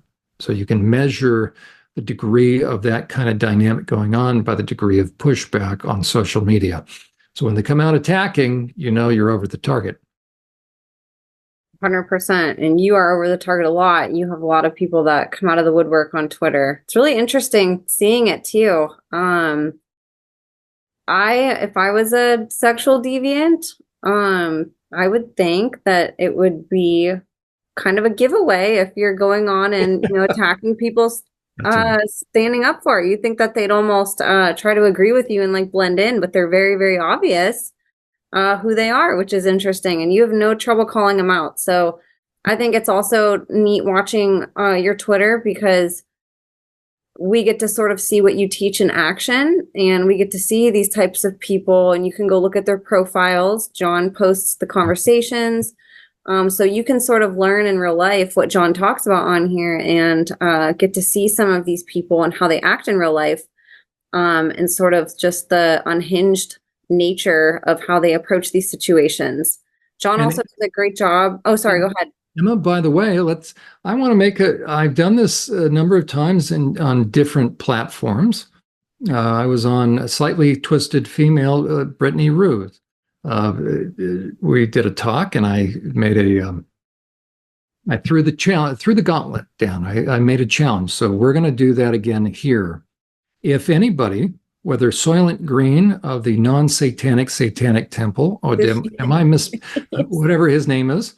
Okay. How do you pronounce it? Lucien Greaves. Lucien. Okay. Lucien, you said we could debate and I haven't seen you. Where you at? Any furry, any MAP, minor attracted person, any academic, anybody that wants to justify or rationalize or try to say that the trans movement is legitimate, that there are such things as trans kids, anybody that wants to try to say that I don't know what I'm talking about when it comes to sexually deviant men dressing in women's underwear and drag, that they are not safe, that they present a high risk, an ever-present danger for women and kids, women and minors. Anybody that thinks that I am phobic, that I am extreme, that you want to come on and present your case, do it. We had Mr. Matt Osborne, is it? Am I saying his name properly? I'm trying to remember. We've had a number of people that will say, "Oh, I'll debate you." And I say, anytime. And all of a sudden they go away. A guy run his mouth that he's over in England. His claim to fame is he was an inmate for a long period of time and trying to tell me I don't know what to talk about. Okay. So I said, well, come on. And all of a sudden they all go away. I try not to be egotistical. I just know what I'm talking about. So if you are someone, you have an open invitation. I have no doubt Emma would facilitate this. We'll use our time. Right. So Soylent Green from the non-satanic temple, satanic temple. Anybody that wants to try to say furries is fine in schools, drag queen story time hour is fine with kids. Any of these sexually deviant AGP guys, that they are nice. They're not a threat. That there are trans kids. Even I'll go so far as to say this: anybody that wants to try to say that there are gay kids, I'm telling you, there are not. A gay kid is a kid that's been unduly influenced or groomed. Okay, if you say they're gay kids, you have blinded yourself from who is grooming them. Okay, the goal is we want to keep women and children safe, and we all have to be very careful not to take our own biases and put it on kids. If we intend to be the mandated reporters we need to be, if you're in a profession that it's a mandated reporter, but either way, we need to keep kids safe. So if anybody has any sort of credentials, right, if you want to come on and run your mouth and you're just going to, whine, don't waste our time. But if you think you want to prove a point and you have a point to prove, come on. You have a standing invitation to come on and we will record our discussion or our debate. And until that time, then you know what? What we're going to say is we know what we're talking about, Emma, you and me. And here's another, right? This satanic panic crap, right? If anybody wants to say that MK Ultra is not real or SRA, there's a few people that still want to poo-poo that. Come on, the program here, and we'll debate. So there we go. So there's my open invitation. Nobody's taking me up on this. If you're an academic and you want to push these myths, right? So if you want to push the non-offending pedophile, virtuous pedophile, that's a bunch of crap. Okay, there's no virtuous pedophile. They're just too slick to get caught yet. So anyways, any of these topics, if somebody wants to come on, then they have an open invitation. So there we go. You heard it there first, you guys. I always think too, if you guys are online and you guys see people talking about it, if you follow Jon on Twitter, tag them and say, hey, why don't you go on Jon Uhler's show? Poke the bear a little bit, you guys. It's kind of fun. And Jon's always the first to step up and defend survivors and, try to put a rest to a lot of these, I don't even want to call them rumors because they're not just falsities that people spend all their time preaching online, and then attacking good people like Jon who are sharing the truth. So help bring awareness to it, you guys. Help us call people out and, follow Jon's page. He also does a really good job posting day to day, either what he's doing, what podcast he's going to be on, what podcast he's launching, and what's going on in the world, whether it's the trans movement, whether it's things that are happening in the church, whether it is anything survivor involved. He's really good at updating us on sort of what's in the news for the day and things to pay attention to. So follow his page too to get updates. I know it's a little bit tough to keep up on the news, but somehow Jon fills his day up with things every single hour and still finds time to update us. So if you guys aren't able to find that stuff on your own, go follow him and his page. And I really encourage you guys to go dig into his SurvivorSupport.net video archive and the blog that he has. There's so many hours of information there. And a lot of you, I see all the time in the comments, write about how you want to get therapy, but either you're scared or nervous. You can't because maybe you still live with somebody who you can't talk in front of. or you just don't have the resources or funds for it. And I think Jon's page really does do a great job outlining things that you can do at home. There's hours and hours and hours of content that you guys can start digging into and almost do therapy without a therapist there with you. And then whenever you're ready, you're right on the page where you can go ahead and contact Jon on that contact page, and he'll be there for you whenever you guys are able to or ready to get actual therapy or consultations. So I really highly encourage you guys to connect with him, and he's also really good about answering questions if you guys have them. So you guys can DM him on Twitter if you guys just want to reach out and ask him questions. He's just a really accessible, really kind and generous person with his time and energy. So I encourage you guys to please go support and subscribe to his YouTube channels, go dig into his videos, follow and support him on Twitter, share the content that he shares, and just stand by him. We have a few therapeutic warriors on the battlefield. There's not enough, and I think the more we back up people like Jon and, set the example, we pressure other therapists to do the same. And that's really what we need. We need more Jons in the therapeutic community, in the consultation community. We just really need more people stepping up to help survivors, because this stuff really is outcasted in that community. So go lift him up, you guys. And Jon, thank you so much for coming on. This was a really awesome show. I'm really glad we got to connect again, get the series booted up, and help set the captives free.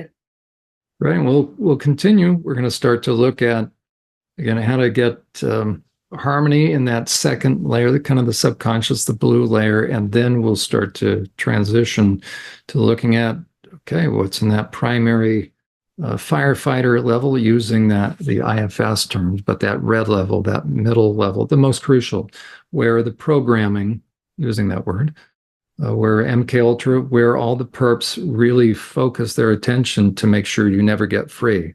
So we'll eventually start to get into really the most important level, and we'll show you how to set captives free and really work on becoming unprogrammed. So we'll work on that. Wonderful. We're really excited for that. This has been a great learning experience, whether you're a survivor or whether you're an advocate like me. Understanding this stuff is really crucial in healing as a society, and being there for our wounded warriors coming forth and speaking out. We've been really understated on this information in academia, and I'm really grateful that you come on here, Jon, and help sort of re-educate us and reverse engineer, as we were talking about earlier, right, how our bodies work, so we can start to understand again. So this will be awesome. I'm really, really looking forward to it. I know viewers are too. You guys, I'll have all of Jon's information in the show notes for you. They light up as hyperlinks, so just go down there, click real quick. It'll divert you to whatever web page you guys are clicking on, and makes it super easy so you guys can just click and go and don't have to go search for it all yourself. So please go connect with Jon. I'll have all my links in the show notes. Also, you guys, we couldn't do this without you. It's such an honor to have all of your support and to have your guys' belief and your generosity and your time that you spend here with us every week. So share this episode, send Jon some love in the comments, go follow him. Thank you guys so much for listening. God bless you, and we will see you next time.